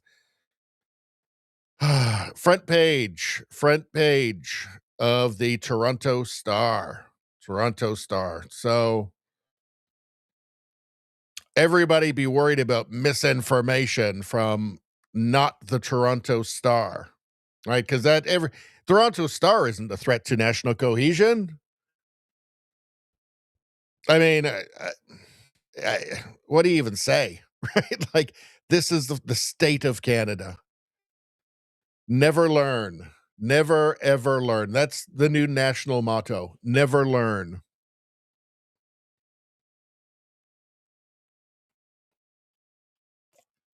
Let's see. All right. What do we got here? So, a rare bit of sanity in Canada. Riley Donovan posted this. Economics professor schools Liberal MP who says employers need immigrants. Well, Mark Carney told us that, right? He said, well, all these temporary foreign workers, well, the business community is demanding them. They're saying they really need them. It's like, well, yeah, because they want a permanent underclass that they never have to pay more than minimum wage. So obviously they have their own perverse incentives for that. Maybe it's not good for the country, though, Mr. Carney. What does this guy have to say? The wages should rise until local people or people from Ontario or people from BC want to move there to do the jobs, or the companies invest in new technology, right? These fish plants, companies, like we have temporary foreign workers coming in to work in fast food restaurants in Toronto. Are there not workers in Toronto? The wages have to rise, and what that does raises wages for low-income Canadians, and it reduces income inequality. I take your point, sir, on Toronto and in particular the fast food sector, but you're telling me that the fish plant example that I gave, we're going to tell the entrepreneurs that run those places that they should wait for workers from Ontario, so Canadians from Ontario, to see how he's trying to reframe this. That's not what he just said. But anyway, continue. move out Start there. off by saying At some point, they'll realize that they suddenly want to go work in Atlantic Canada in a fish processing plant. I said local workers could take the jobs first. That's the challenge, because the wage hasn't risen yet. Okay, so that's the answer to this. Just that is the answer. Increase wages. That's and what we did in Canada for the first fall 100 in years, place. right? We didn't have temporary foreign worker programs. Yeah, so apparently the Liberal solution is everybody makes minimum wage forever, right? Just create a giant underclass that you can pay minimum wage forever. And they'll also vote Liberal too, right? Because the Liberals will send them checks. So this is why Canada's in the state that it's in, right? Like, this is why young people are feeling hopeless in Canada, because it's being run by people like this who don't care. And the smugness as well. I mean, let's just watch that again. Just the smugness here. Toronto and in particular the fast food sector. But you're telling me that the fish plant example that I gave, we're going to tell the entrepreneurs that run those. Just the smugness, a little smile on his face. Yes, in the past, we didn't need to bring in millions of temporary foreign workers in a small period of time. We didn't. Wages had to go up. The market decided. Again, Mark Carney told us what this is all about, right? The business leaders told them they need them. They need them. They didn't go into why they need them, why they want them, right? It's just, well, I guess Canadians won't do it. Well, they did all these jobs in the past. I guess maybe artificially lowering wages, maybe that's a bad idea. Maybe you shouldn't do that. Maybe a prosperous country shouldn't want to do that. Maybe a government shouldn't betray its own people like that.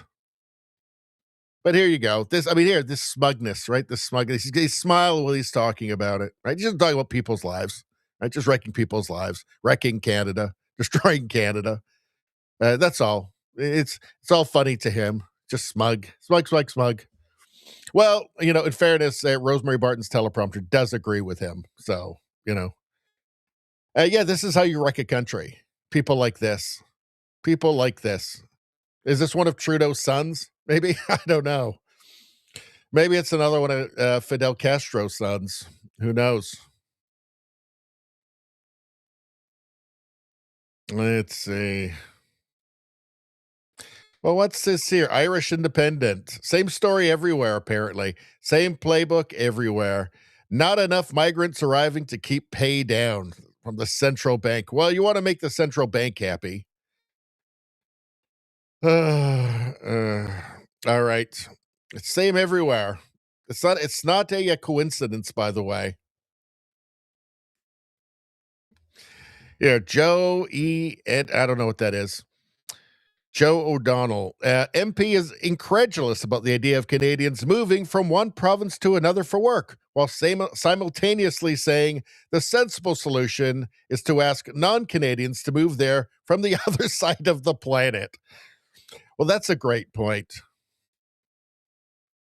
Let's see. The only people who get raises in this country are government workers. Yeah, crypto survivor. Exactly. Well, they're, permanent Liberal voters, right? Mass immigration is a price control on labor. Yeah, maybe that's why Tim Hortons keeps demanding ever more. Huh? All right. The absolute state of Canada. Just embarrassing. Let's see.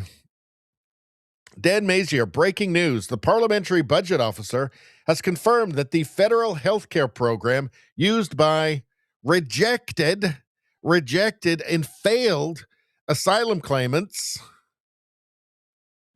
is projected to cost over $1.5 billion per year.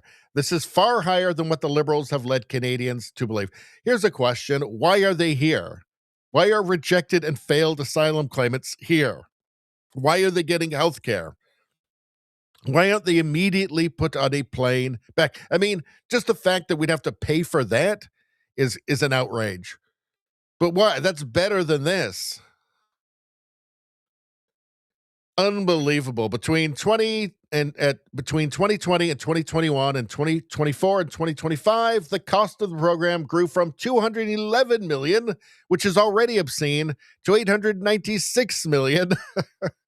As both the number of beneficiaries and the cost per beneficiary increased significantly. Is it just that the liberals just want to keep them around, so they just think, well, if we just keep them long enough, then eventually we can just naturalize them and make them citizens, and then they can vote for us? Is that what it is?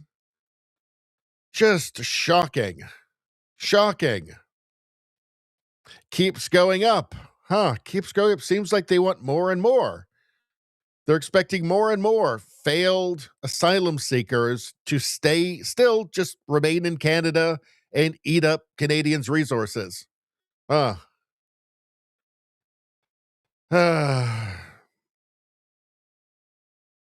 right. Canadians are rightfully asking why rejected asylum claimants are getting better health care benefits than they are. Because we're insane. Let's see. Rejected asylum claimants are receiving supplemental benefits like physiotherapy, speech therapy, and home care, while 6.5 million Canadians can't find the basic service of a family doctor. I don't have one. Supplemental benefit. Here's a supplemental benefit. Get the fuck out. Here's a ticket. You're gone. That's the only supplemental benefit that any should get. I mean, this is utter lunacy. Yikes. How about this? Imagine being so incompetent as a liberal government that you issue millions of temporary visas for 10 plus years and don't even track if or when they leave Canada. This is from Chris Ryan. After everything we know about foreign interference and hostile state activity, this level of negligence is staggering.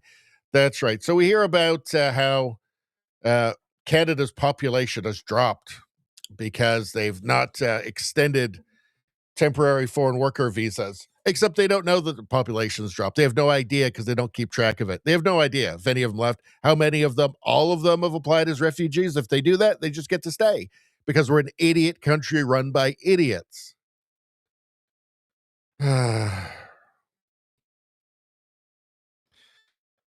What's going on here? Immigration minister wants department to track exits of temporary residents. They don't even keep track of it. I mean, oh my God. More than 2.1 million expired last year. They have no idea where these people are. Probably there's 2.1 asylum claims as soon as those expired.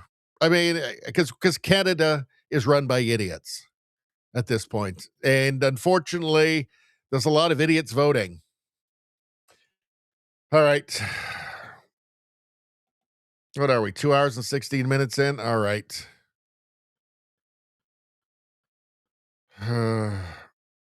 What's this? Former Tim Hortons manager claims Calgary franchise owners paid Jason Kenney $5,000 apiece to approve the temporary foreign workers program. What? Well, I don't know. I would have to look into this a little bit more. So we'll leave that one alone for now. Let's see. All right. Before we get back to the chat, this is actually important from Kirk Lubomov. Supreme Court cancels result from federal election in Terrebonne riding. The Supreme Court of Canada has invalidated the results in the Montreal area riding of Terrebonne from last spring's federal election.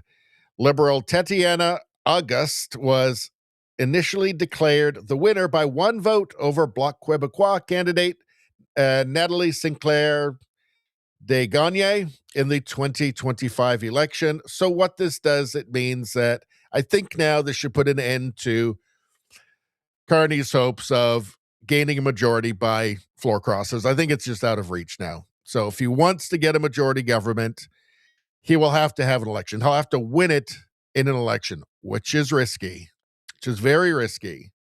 It ended up being closer than the polls were saying in the last election, right? And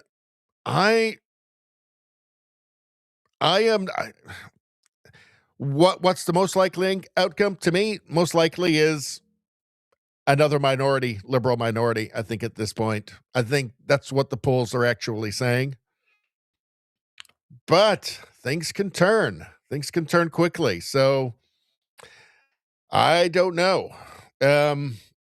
Elections Canada put the wrong postal code on some special mail-in ballots, which returned the ballots back to voters and didn't count for the election. Banana Republic level clown show. By-election will now be required. Well, and I believe that happened only in a Bloc Québécois area. So is that even like Elections Canada put the wrong postal code on some special mail-in ballots? How is that even possible, really? I mean, how is that possible? Banana Republic level clown show.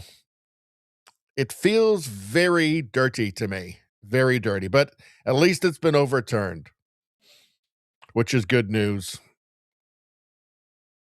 All right. Let's go to the chat.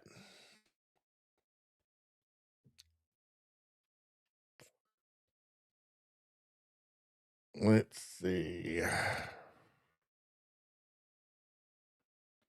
All right.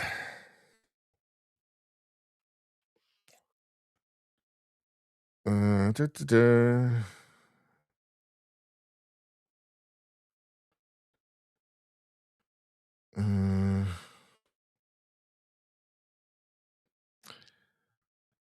don't even know what you guys are talking about in the chat, so I'm just going to leave it. All right. Let's just move on. What do we got next? Poilievre. So let's go here. So Pierre Poilievre posted this himself. Pierre Poilievre posted this. Liberals are using Canadian. Let me start over again because I'll probably clip this. I want a bit more energy, actually. So from Pierre Poilievre, liberals are using Canadian tax dollars to subsidize the United States and other foreign-made EVs. This makes zero sense. Well, let's hear what Pierre Poilievre has to say. It really does feel like Carney is it's just all net zero all the time. I mean, he has his rhetoric. He has his MOU about the pipeline from Alberta with the poison pill at the end about, needing approval from EB and from the coastal First Nations, right? So it's not going to happen. Nobody's going to invest in that. So he's kind of got this rhetoric about energy and pipelines and stuff. That nothing will come from, but is to trick Canadians into thinking that he's some sort of moderate. He is not. And I think that he has not changed at all since he published his book Values. I think it's all about net zero all the time. I think that's the reality with Carney's. And of course, EVs are a part of that. Hey, he's got 50,000 coming in from China, 50,000 exploding spy cars coming in from China. And now Canadian taxpayers will pay for American-made cars to be brought in, as long as they're EVs, because that's all that really matters. And by the way, we will take a look at this electric vehicle affordability program after we watch this video. Our auto workers are losing their jobs in Ingersoll, in Oshawa, and elsewhere because of American tariffs. The Prime Minister is helping the U.S. take away these jobs by forcing Canadian taxpayers to spend $2.3 billion on subsidies for American and other foreign-made electric vehicles. Why not scrap this subsidy for foreign-made vehicles and take taxes off vehicles made here in Canada? Well, but that wouldn't be net zero, though, right? That wouldn't be Canada somehow changing global climate somehow. Yeah, let's take a look. So this is from government.ca. Electric Vehicle Affordability Program. Let's see. This new program encourages Canadians to buy or lease affordable electric vehicles by offering incentives for transactions with a final value of $50,000 or less, even though very few of you actually want this. There is no final transaction value limit on EVs made in Canada. To qualify, EVs must be made in Canada or in countries that have free trade agreements with Canada. So that means US-made cars. Great. They're going to love that in Ontario. Incentives start at up to $5,000 for battery electric and fuel cell electric vehicles, up to $2,500 for plug-in hybrid vehicles.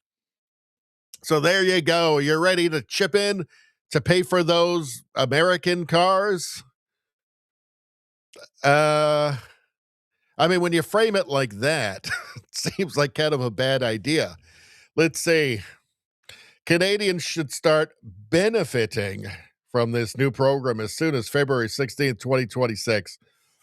So yeah, the problem is Canada's super cold a lot of the year, and they don't work very well, right? EVs don't work very well in the cold. I guess hybrids are a little bit better, right? Because they run on gas, and they're a hybrid. So gas, electric. But, you know, the EVs, the straight up EVs, all electric cars just don't work very well in a frozen wasteland. So it's a problem. That's why people don't really want them. Really don't want them. So, yeah, of course, this makes perfect sense from Pierre Poilievre. This isn't helping obviously it's not going to help the Canadian economy. It's just Carney being Carney. It's just Carney didn't actually turn into a moderate or a moderate, he didn't become like a moderate conservative since he wrote his book Values like 4 years ago. Like Carney wasn't like some hippie EV, save the whales guy and as a teenager and now he's grown up. No. Same guy. He's been net zero for his adult life. All right. The whole, UN global climate finance envoy thing. No, that's who he is, right? This is not going to help the Canadian economy. These are cars that Canadians don't want, but it's net zero. It's net zero. So there you go. That's what really matters. Total lunacy, if you ask me. Let's see. Build bold in China. Import to Canada. Well, we're getting 50,000 of them. That's the start. That's going to go up. Careers announced for Chinese auto workers. Yeah, but we're told, though, that they're going to set up a bunch of car plants in Canada. Yet they don't set up car plants in wealthy nations. They set up car plants. They do set up some outside of China now, but they're places where there's cheap labor. Canada doesn't have cheap labor. Canada doesn't have cheap labor. They're not opening any car plants here, right? So even that, which still I don't think is a great idea, because I don't think we want to be in bed with China. Because the whole, spying on our elections, secret police stations, bounties on Canadian politicians' heads, that sort of stuff, the sort of stuff that makes you think, oh, geez, I wonder if they're an enemy. I wonder if they're an enemy of our country. Oh, yeah, let's see. They also take Canadian citizens as political hostages. Huh. Yeah, I guess they are an enemy to this country. But in any case, they're not going to do that anyway. I think they're lying. That's what I think. Let's see. Let's see. That would adversely impact Brookfield profits. Well, Carney does have Brookfield to think about and his own financial future. So, let's see. Pierre Poilievre says Team Canada. Pierre Poilievre says Team Canada gets rolling with made in Canada cars. So not made in China cars? Huh. And I understand we're leading 4-0 in the big game today. And we are truly Team Canada, as you can see, with the beautiful jersey right behind me. And Mr. Speaker, imagine if we could be Team Canada when it comes to automotive purchases and production. Imagine the satisfaction you'd have if you drove your new car off the lot knowing that not only did you get a great price for a great automobile so that you can do your full-time job as a chauffeur taking your kids to their hockey games, but that every penny from your purchase went to support Canadian workers, to put food on the tables of Canadian families, buying Canadian steel, Canadian aluminum, Canadian plastic, and Canadian assembled automobiles. That is the mission. That is how we make our country affordable, safe, and strong. We must reindustrialize our country. We must unleash the production of steel, aluminum, plastic, minerals, and other production for which we should have a massive natural advantage. That would then, and only then, Canadian paychecks would grow. Then, and only then, Canada would be affordable and autonomous. Then, and only then, would we restore the industrial powerhouse that used to characterize the Canadian economy. We have a plan as Conservatives to bring about that industrial powerhouse and the affordable made in Canada vehicles that I just described. It's a plan for quick permits, low-cost energy, and low taxes to make this the biggest and most open economy anywhere in the world in which to produce, to make, to fix, to move, to dig, and to deliver for Canadian consumers.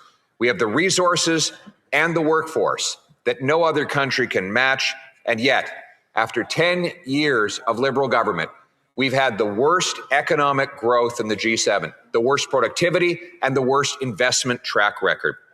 $500 billion of net investment has fled our country for the United States of America as Liberal taxes and anti-development policies drive investors stampeding out of our country. Automotive production under this Liberal government has fallen by half, from roughly 2.2 million cars a year to 1.2 million. And all of that happened while the present day Liberal finance minister was actually the industry minister. The new government looks an awful lot like the old government. But this Liberal prime minister... Well, it's no big surprise considering that Mark Carney was Justin Trudeau's economic advisor since at least 2020. It was in all the newspapers and everything, right? They thought it was a great idea.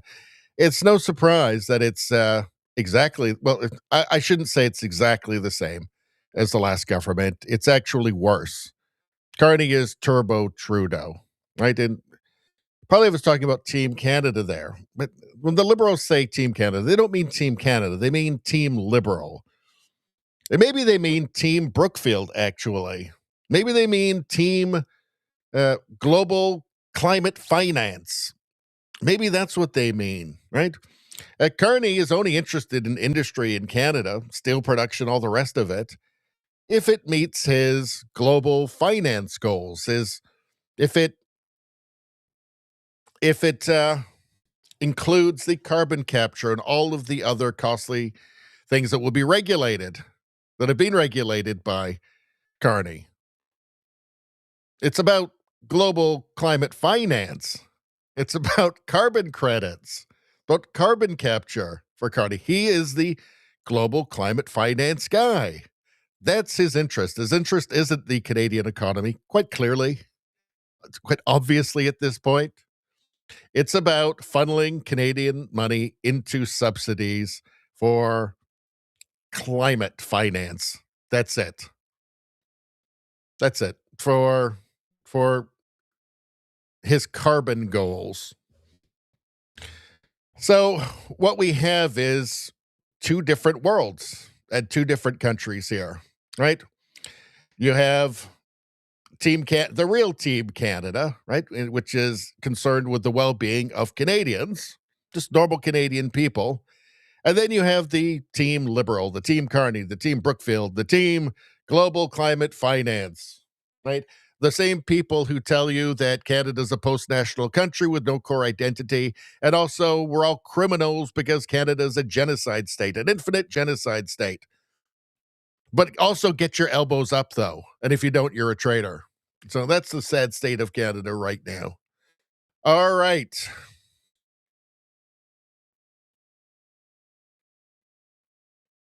All right. What do we got next? Actually, let's go back to chat for a second.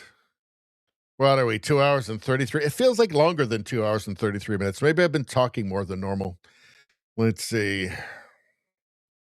Not much going on. All right.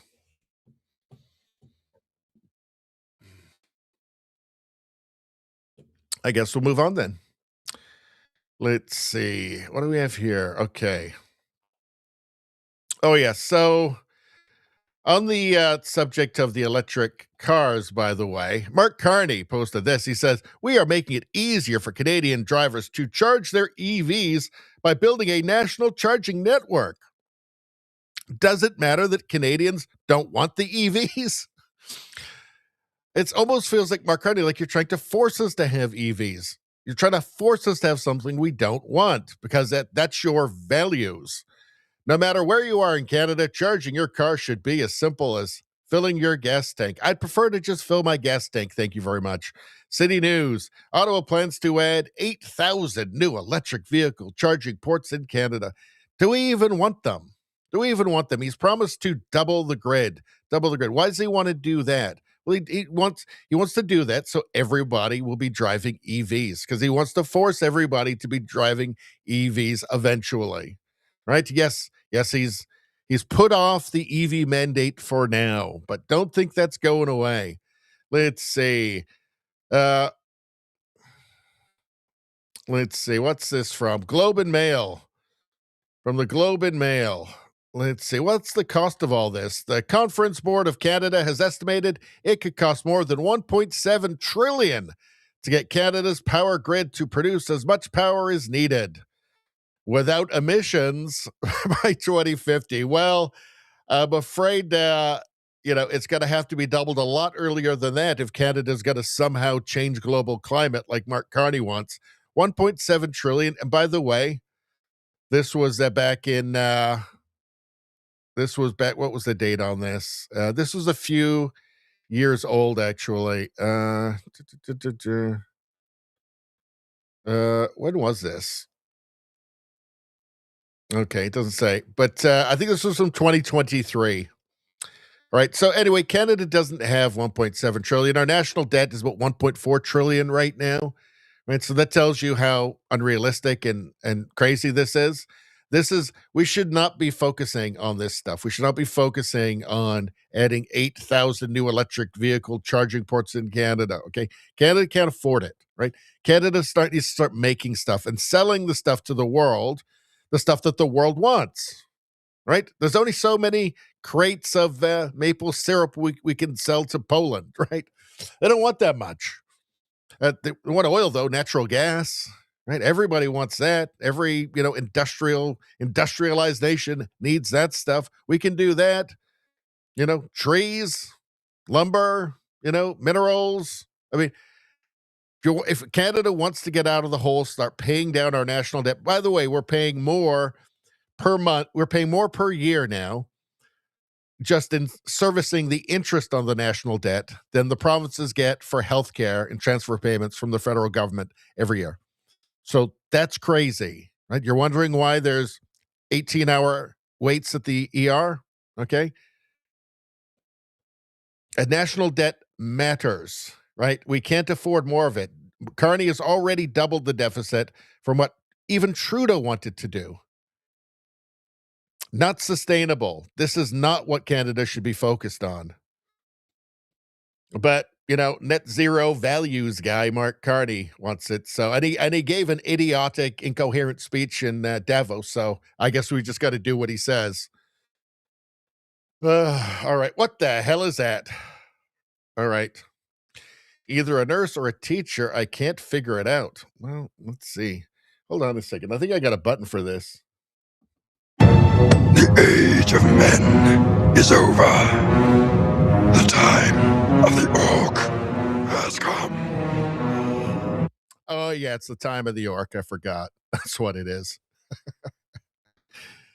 All right. Shall we do it? Good Lord. All right, let's go. Got some tinsel going on. I've said it before and I'll say it again. Tally is the fucking best. Hello? Ink. So I'm just going to say there's nothing about this that's the best. Not one thing about this is the best of anything, I'm afraid.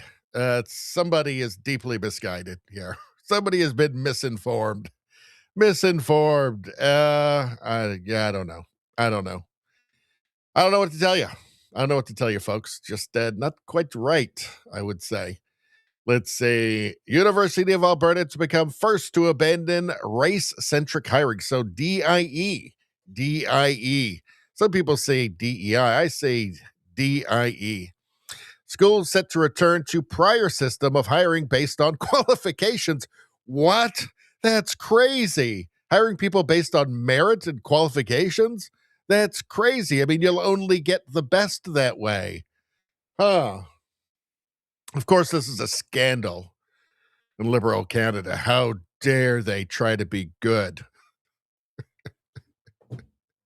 How dare they try to be competent? Oh, furious. Let's see. Table salt. The University of Alberta is set to become the first university in Canada to rid itself of DEI hiring policies, setting the stage for lengthy lawfare with Ottawa. Alberta gives me hope for common sense. It'll only happen in Alberta. It won't happen anywhere else. Unfortunately, it won't. But at least it's a sign of hope. I mean, it's a sign of hope for Alberta, at least, right? Because look, even in Alberta, the universities are insanely woke, and the teachers' unions, just for regular K through 12, insanely woke. There's a lot of woke in Alberta that's going to have to be just extracted from all of their institutions, right? Becoming independent will help with that, if that happens. Rosie says, "Go Alberta, literally go."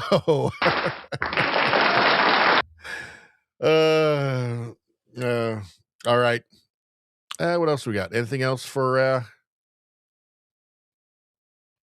Oh yeah, here we go. Harrison Faulkner. Watch. Liberal MP John Paul Danko refers to Jamil Giovanni as Unity Mitford for meeting with U.S. administration officials.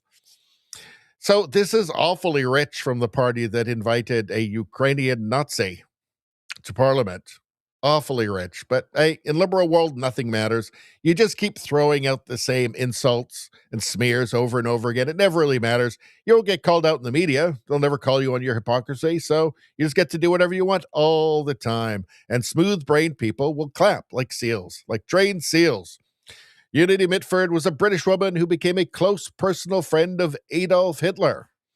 Adolf Hitler. So let's listen to this guy. A U.S. hostile government, deliberate destruction of global allegiances and the stability that our country has relied on. We have a Conservative Party of Canada's own Unity Mitford, who is attempting to freelance negotiations with the American president right now. There's separatist movements. On a point of order. A U.S. That's right, because Trump is Hitler. That's right, because Trump is Hitler in the liberal mind. Does he really believe that? Is it just something that he's saying, right? Jamil Giovanni is a traitor to Canada because Hitler, Orange Hitler.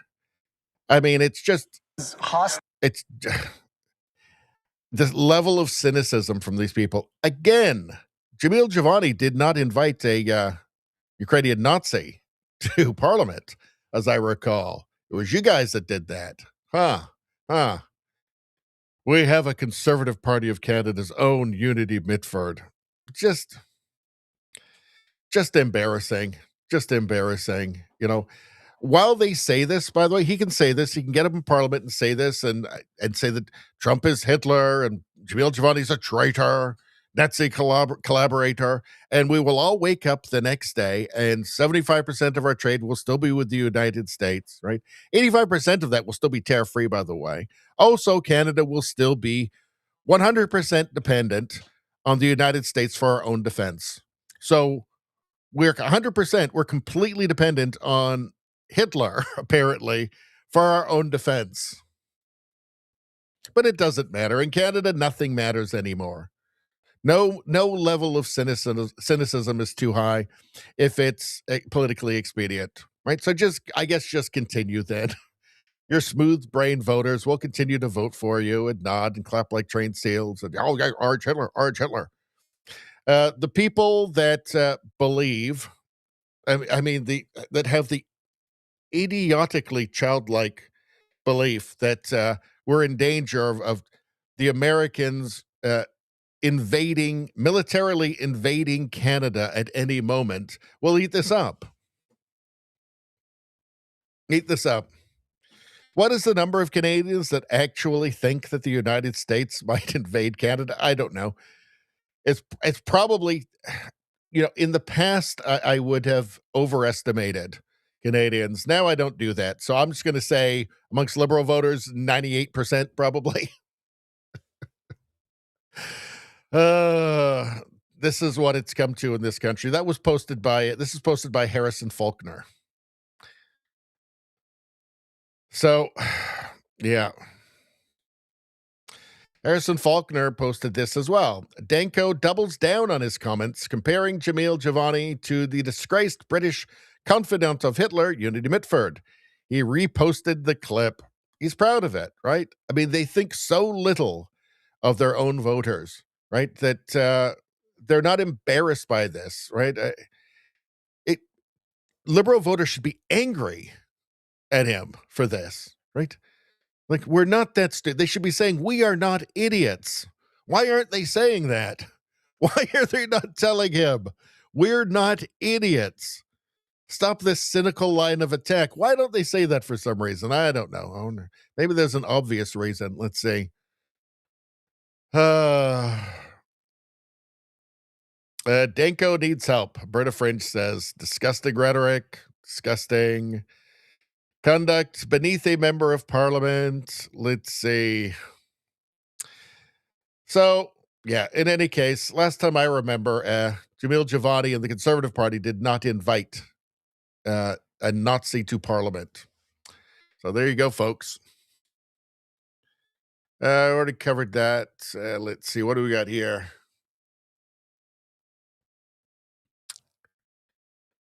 This one, I don't know if I want to cover that one tonight. Maybe we'll save that one for Sunday. We have to get too much into it. Jim McMurtry published this. So Jim McMurtry posted this. Now, he was a school teacher that was driven out of his profession for speaking the truth on the mass graves hoax and the claims of genocide in the perpetual claims of genocide in Canada, and for accurately describing reality. Here he says, when One BC, so that's a new party in Canada, so One BC is a new conservative party in British Columbia. When One BC visits campuses, we get attacked by students chanting communist slogans. So, and they are visiting campuses to do the kind of street epistemology popularized by Peter Boghossian, where they're just asking questions, right? So essentially, they're trying to have conversations with students about the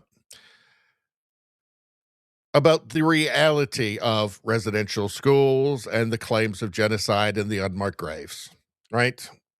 And they get attacked because the universities are now full of Red Guard, just lunatics. The Revolutionary Communist Party hates capitalism and has formed a triumvirate with Hamas and land-back loons. Communism wasn't a smash hit in the 20th century. That's putting it lightly. Whatever are the professors teaching? They're teaching them a historical gibberish, Marxist gibberish. Let's see. What do we got here?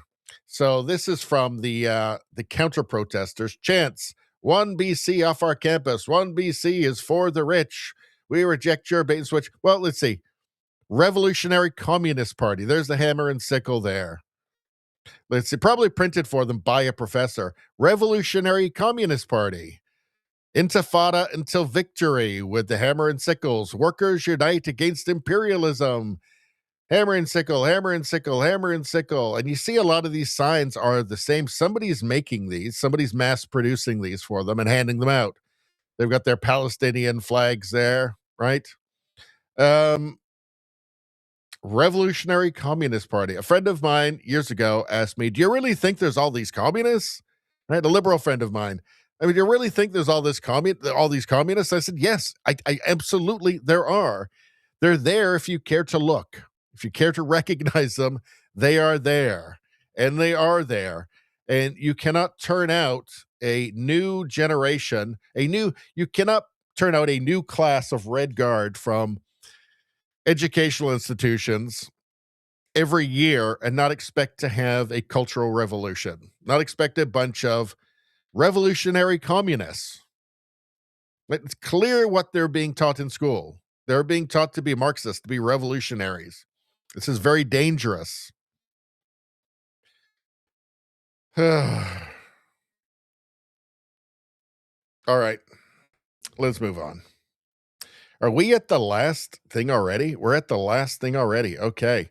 So we're done with the news, folks. This is all, I mean, there's a little bit of new stuff in here. A lot of it's just fun stuff. This is how we like to end off the stream with, well, boobs for one, but like all kinds of stuff, jokes and animals and stuff. Animals that look like Somalian guys that have daycare centers, fraudulent ones. All this fun stuff. There's stand-up comedy in here. It's great. You're going to love it. Hang around. All right. By the way, anybody watching on YouTube, subscribe to the new channel, Radio Baloney News, the second channel. Get all the world news, U.S. news, UK news, meme reviews, woke mind virus, all that kind of great stuff. You can only get it over here. Subscribe for it. The algorithm will not show it to you because the algorithm hates you, it hates me, and it fears us joining our forces, and it fears that we may become more powerful than it can ever imagine. And that's the truth. Let's see. All right. And like the stream, everybody. Like the stream. What are you doing if you're not liking the stream? Are you crazy? I heard a guy didn't like the stream. He's dead now. He died. It was sad. Warned him, too. Spambot says, did Richie read anything from the chat tonight? I read tons, but you know what? The last while, you guys are going awful quiet. Let's see. Yeah, so I've come back a couple of times, but you guys aren't really saying anything. So what am I supposed to do? Make up fake chat? Well, I'll make up some fake chat. Rosie says, Radio Baloney's even better than ever tonight. He's the best. I don't think that there's ever been anything on the internet better than Radio Baloney right now. I think this is the crowning pinnacle. This is the crowning achievement of human endeavor in all of history. That's what Rosie said. And let's see, Spambot said, I don't think those words are strong enough. I think it's even better than that. I think that it's probably the best experience anybody has ever provided in the history of the entire universe. No, strike that. The multiverse. And there are infinite cultures and alien societies in the multiverse because just by definition, right, it's infinite universes. So there'd be infinite alien races and cultures and live streams across the multiverse, and it's the best even amongst those. Thanks, Spambot. That's awesome. Let's see. Radio Streamer says, that's not strong enough. It's even more. Richie Baloney is more powerful than any of us can even imagine. And Radio Streamer's right, even if I can't talk tonight. I ain't got a good brain. It's true. I don't. It's amazing what I can accomplish with this broken brain. All right. So anyway, it's really nice. Those are really nice compliments from you guys. I really appreciate that. Let's see. Rosie says, well, we have been on Sidebar a lot. I know. Think I didn't notice that? He has read some. Rosie says, I would say a lot more if there was chocolate. Well, I guess we know what we're doing then. I guess we're going to get some chocolate up. All right.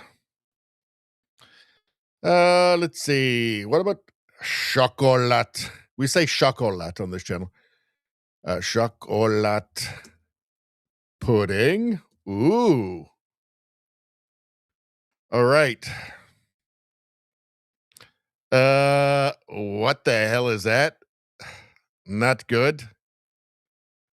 Okay, it's a very simple request. Chocolate pudding. This dessert tastes sinful, but it's actually nourishing. Well, I don't know. So what, we gotta watch them make it? Boring. Well, it is only 14 seconds long, so. Ooh, look at that. Sinful. Sinfully delicious. Fantastic. There you go, Rosie. There you go. I did my part. Reader Shimmer says, I said more commie hate.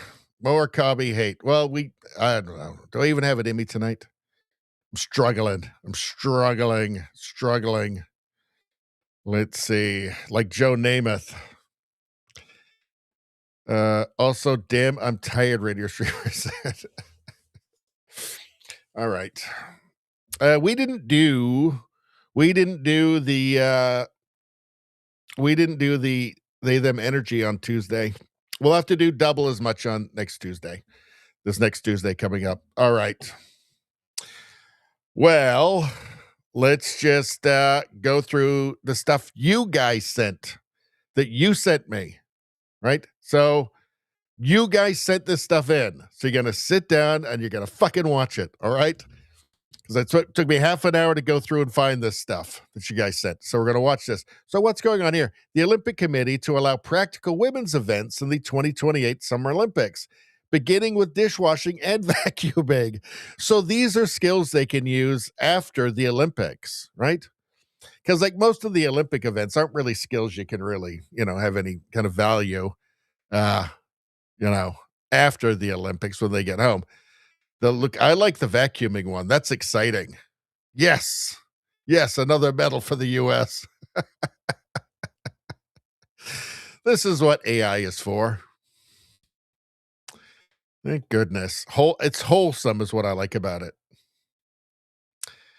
Let's see. Remembering Leslie Nielsen on his 100. We'll save this one for Monday for the premium stream because it'll probably immediately get copyrighted.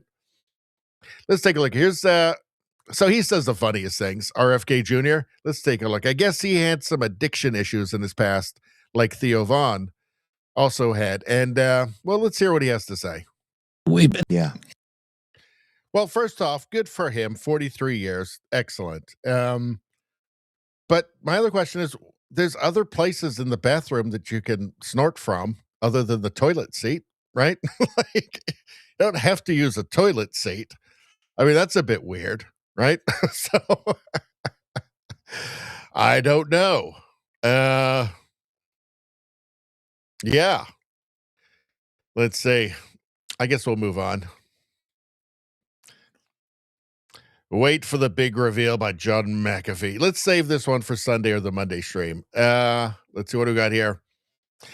Carrie Lake. So in the past 48 hours, the fake news has told me that I'm running for Congress, about to run the Trump Kennedy Center, running cover for the Ayatollah at USAGM. I really wish they'd make up their mind. That's a lot of jobs for even me to handle. I'm no Marco Rubio. So she posted herself with the Marco Rubio meme. So that's fun. I like Carrie Lake. I've always liked her. She's tough. She's a strong woman. That's why I like her. I want to see if we can get hold on. I want to see if we can get the Marco Rubio memes. Marco Rubio memes. Because they're pretty funny, actually. Hold on a second. Let's see if we can bring some up. Let's see. What's this? Memes about Marco Rubio versus memes about JD Vance. So is that a Warhammer thing there? I think it's a Warhammer thing. Let's see. Oh, there we go. Let's see. But I want the one. The JD Vance, he only has the one. It's just this guy. And it really never gets old. But I want the ones where Rubio is sitting down. Like this one. There's a whole series of him sitting like that. Here we go. That's what I'm talking about. What's this one?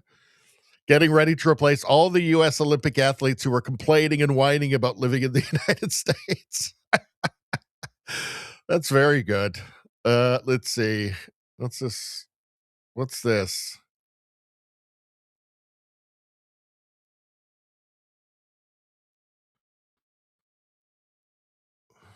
What's he doing here? No music. Maybe we'll save that one and Super Bowl halftime show. It would have been better had he done this. Actually, had he just doing this, Marco Rubio doing this would have been better than what was served. What's all this? Finding out he's got to run Iran, Venezuela, Minnesota, and Hilton. Let's see. Well, there you go. That's a lot of jobs for Marco Rubio. I like those ones. They're fun. All right, let's move on. Let's see. Rosie says the Olympic one. I know. I think that's my favorite too. Like that. Rosie says people might see you if you are not locked in a stall. Well, I guess they have the ones now that the bathrooms now, most of them don't have the actual toilet thing. It's just a pipe that goes into the wall, right? So I guess they don't have those anymore. Let's see. All right. James Woods, the irony is too much. Democrats are a clown show. Let's see. Representative Michael Cloud. What's this? For reference, this is how we vote in the U.S. House. Insert photo ID, but that's racist. Press button. Insert an ID, insert photo ID. What? Wait a second. So I had no idea the House was that racist, right? I mean, how do they vote, though? I mean, because surely, like most of them don't, a lot of them don't have a photo ID, obviously, right? So it's really hard to get those, apparently. So, yeah. It's obvious that it's all about fraud. I mean, how much clearer could that be, right? Obviously, everybody has photo ID because you can't do anything without it. Oh, good Lord. 3 dogs wait for the ice cream man, their hearts full of the same pure excitement as the kids. This is what we call a puppy palate cleanser on this channel. Let's get rid of all the nastiness from the news.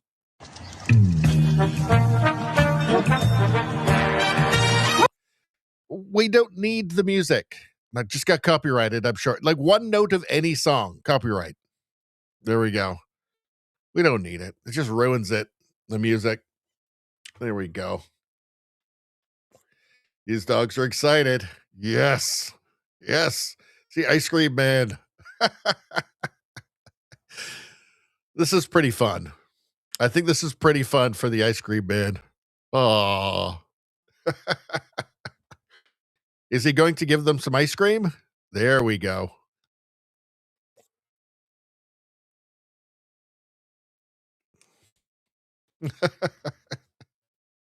That is fantastic. I love it. All right. Well, that's nice. Carney would never do something this kind for these dogs. He would probably like carbon tax them. How do you like my new tent? It's easy to erect. Oh.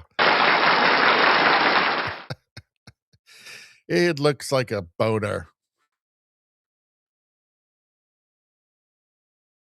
Let's see. Rosie says, what pipe thing? No toilet. This is supposed to be a men's room. I do not frequent those. They don't have the tanks anymore. They don't have the tanks anymore. I think they used to. I don't know. I can't remember anymore, to be honest. Let's see. Went into a men's room by mistake, ran into wash hands. Teenager opened the door, looked at me, looked for the sign, looked back. I said, am I in the men's room? Aren't I? I'm in the men's room, aren't I? And it was very embarrassing. Very embarrassing. All right. Let's see. Leave my boy alone. He's having a good time. The kid got in the machine, the claw machine. Parents looked away for just a brief moment. He was safe, but they couldn't get him out until a claw machine company technician showed up with a key. Hopefully he brought back a prize. And talk about an inside job. This toddler... Really? They needed a technician? So, like, how long was that kid in there for? I mean, he was having a great time. He's loving it, right? And he'll go right back in the next time he goes there. But that would have been me if they'd had those claw machines when I was that age. Definitely. Love this T-shirt. What's this? Ask me about my T-Rex. It's just an excuse to show the boobs, isn't it? And also, this looks AI. So, But, AI boobs, not terrible. Not terrible. Let's see. Brilliant. Oh, God, this is going to be offensive. Do I even dare show this? This one smells good. Coastal Cove. That would be good for the living room. Oh, shit. Ryan.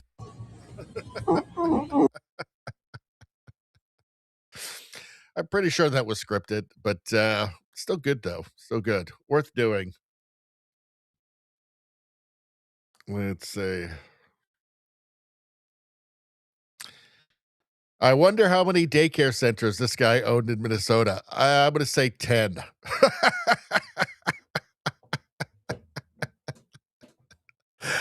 I love it. I love it. Let's see. Woke retard realizes she's endorsing murder. So this is Josh Sider. Now, it feels like these new ones that he's doing are totally scripted. I don't know. She never shows the other person, but I guess, is that like a legal thing? Let's take a look. Abortion is healthcare, it says, huh? Excuse me, my car's broke down at the end of the alley and my dog's pregnant in the back. I'm trying to get her to a vet. Can you help me? Can you bring your car around? Okay, I'm at the end of the alley. Okay. Do you know if the vet performs abortions on puppies? Do you know if they abort puppies at the vet? No. Well, Shaniqua, she's pregnant with a litter of puppies, but she's way too young to have pups, and they're holding her back. She's basically a pup having a pup, so I need to abort them. Holding her back? Yeah, I just need to abort the puppies, because abortion's healthcare. No, it's not. Isn't that what your bumper sticker says on your car? Well, yeah, but that's not for animals. Okay, so we shouldn't abort animal fetuses? No. Okay, so why is it okay to abort human fetuses? Because it's very different. Aren't human fetuses worth just as much as animal fetuses? Yeah, they are, but, So what's the difference? The difference is that my bumper sticker represents humans, not animals. Exactly, and humans are worth just as much as animals, and they need to be treated with just as much as respect. So if we wouldn't abort animal fetuses, we shouldn't do it to human fetuses. Well, I disagree with that. Okay, and watch your tone when you're talking to a black man. Excuse me? You're not black. Excuse me, bigot? Don't dead skin me. I was assigned white by my parents' bigoted doctor. Don't dead skin me? Okay, that's pretty funny. But I identify as African American. And trans black men are black men. And Shaniqua needs an abortion. You're hilarious, and you're an idiot. At least I know that abortion is murder, and it's not health care. Have a good day, bigot. I think now these are scripted. I think. Because it's, again, like, and they're always, it's just one goes, then the other, he goes, then she goes, then he goes, then she goes, right? It doesn't really work out. Like, they let's just actually start freaking out, like interrupting and like running away and stuff. So I'm not really sure, and I kind of feel like it's scripted at this point, but I don't know. This woman won the gold medal in mental gymnastics. All right, let's take a look. This is Arian Wexler. I hope I pronounced that right. She's quite good. We've shown her before. Let's take a look. I saw this amazing headline that said trans athlete makes Olympic history. So you might be thinking, oh, it's another man competing in women's sports. You would be wrong. You might think, oh, it's a woman finally competing in the men's division. You would also be wrong. It's a woman that identifies as a man, but because she hasn't done the surgeries, the hormones, anything, she's still competing in the women's division. So this woman made history by being like, I'm not like the other girls, and then literally being exactly like every other girl and competing in the women's division. I mean, that is like peak female energy to call that kind of attention. I will give her credit, like, to do all of that to make like all of the articles use the pronouns, everything, and still compete with the women. That takes balls.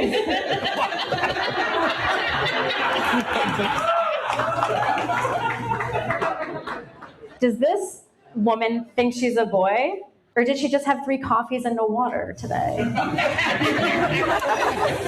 The last thing I'll say about this athlete is like now, obviously, like the Olympic Committee is discussing like how are they supposed to determine which division people should compete in. And they're talking about doing like these elaborate medical tests. And like, I just don't think they have to waste those kinds of resources and money. Like they could just stick the athlete in a car with no backup camera and ask them to parallel park and we will know immediately. Yeah, she's pretty good. She's pretty I good. saw this amazing. All right, let's move on. All right, Adam Carolla. Let's take a look. Okay. And so, of course, when Elon Musk wanted to save the taxpayer a few bucks and people wouldn't have it, you know, they're super angry and burning down his dealerships, everyone is now, all the poser artists who live in LA have to put a bumper sticker on the car that says, I got this before Elon went crazy. Do you see these things? Because you have to signal to the universe that you're not a horrible person who just drives an electric car, which is what they wanted us to do in the first place in California. So I see all these with their, I bought this before Elon went crazy. So I said, I got a bumper sticker made up for my Volkswagen.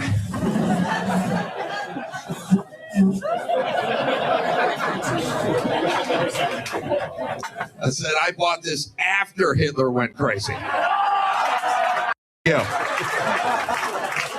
I knew full well what I was getting into. I'd been to the Holocaust Museum and I still lease this Jetta. What do you think about that?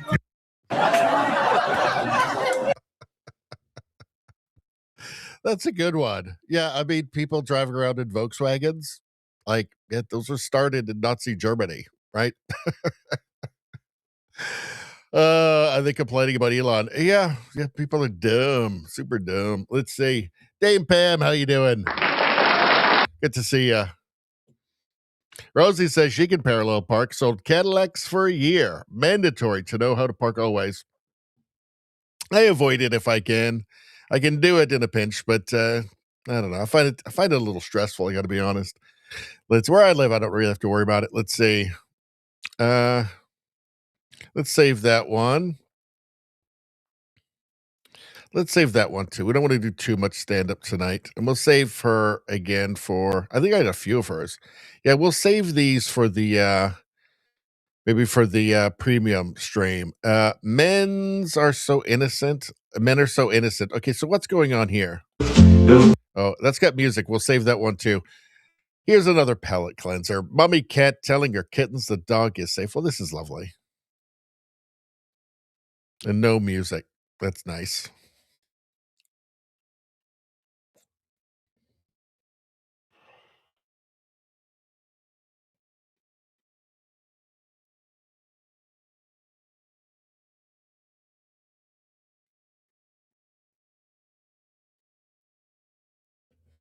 See, the nice thing about this video that makes it so nice and so heartwarming is that Justin Trudeau didn't run in and try and give all of these kittens sex changes and give them hormones and puberty blockers. See, that's why the dog is there, to protect them from Justin Trudeau.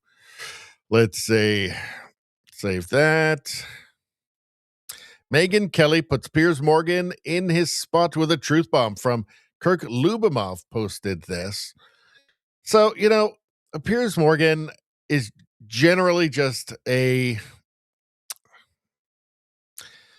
what should I put? I don't think Piers Morgan has any real principles. He waits until it's safe to be based, right? So he says based things sometimes, but he waits until it's absolutely safe for him to do so, right?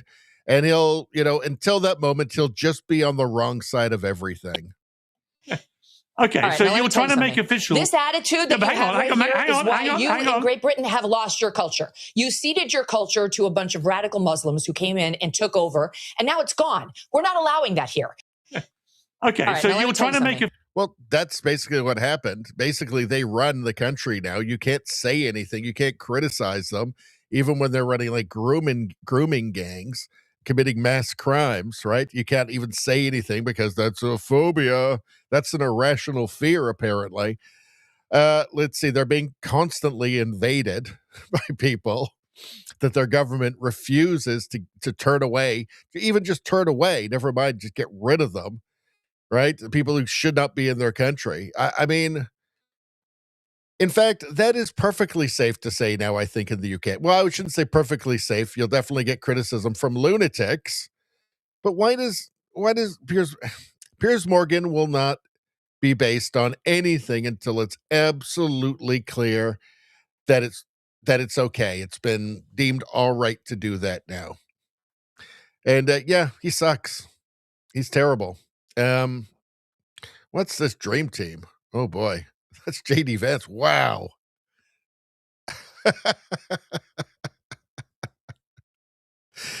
So, Trump is infinitely memeable. For JD Vance, it's just this one thing forever.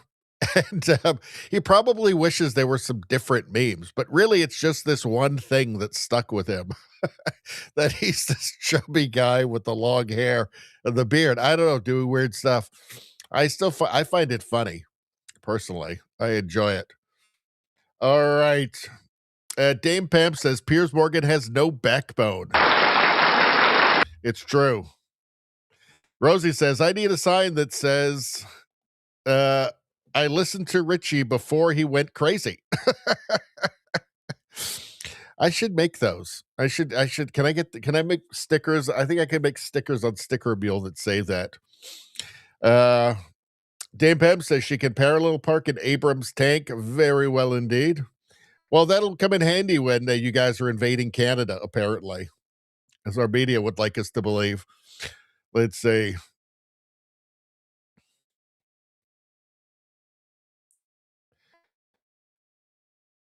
Let's see. Izzy says, I'm scared of the strange man on ice.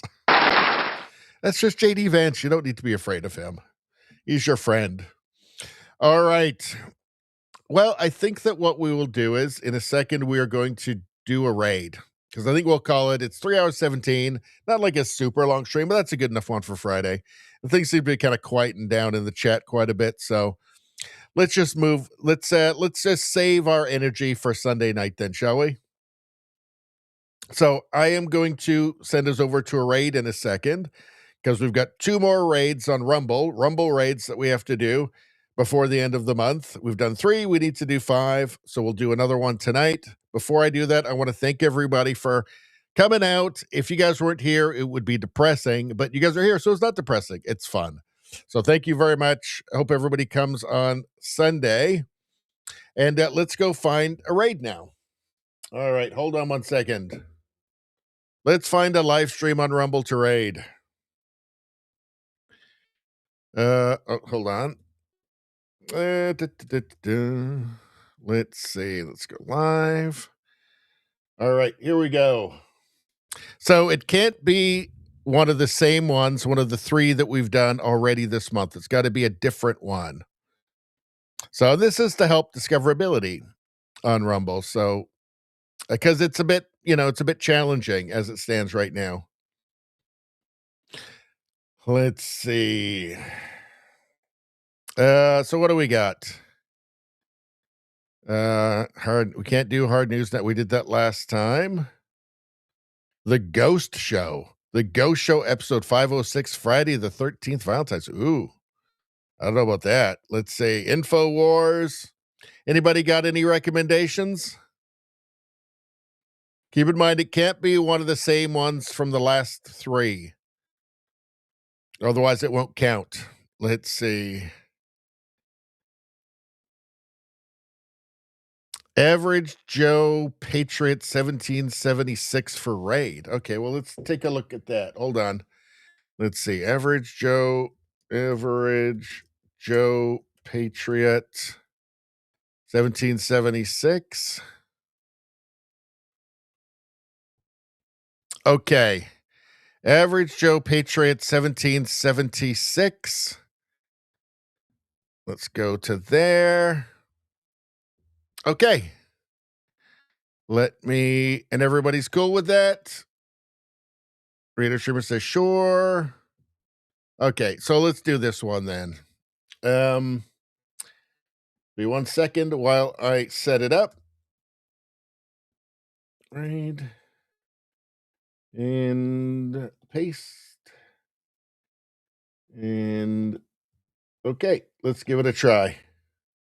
Confirm raid. Mustering the raiding party, gearing up, preparing for liftoff, preparing for action. Raid starting in 4, 3, 2, 1. Blast off. All right. So that's it, everybody. Thanks, everybody, for showing up yet again. And we'll see everybody on Sunday night, 6 o'clock Pacific, 9 o'clock Eastern. Thanks, you guys. We'll see you then.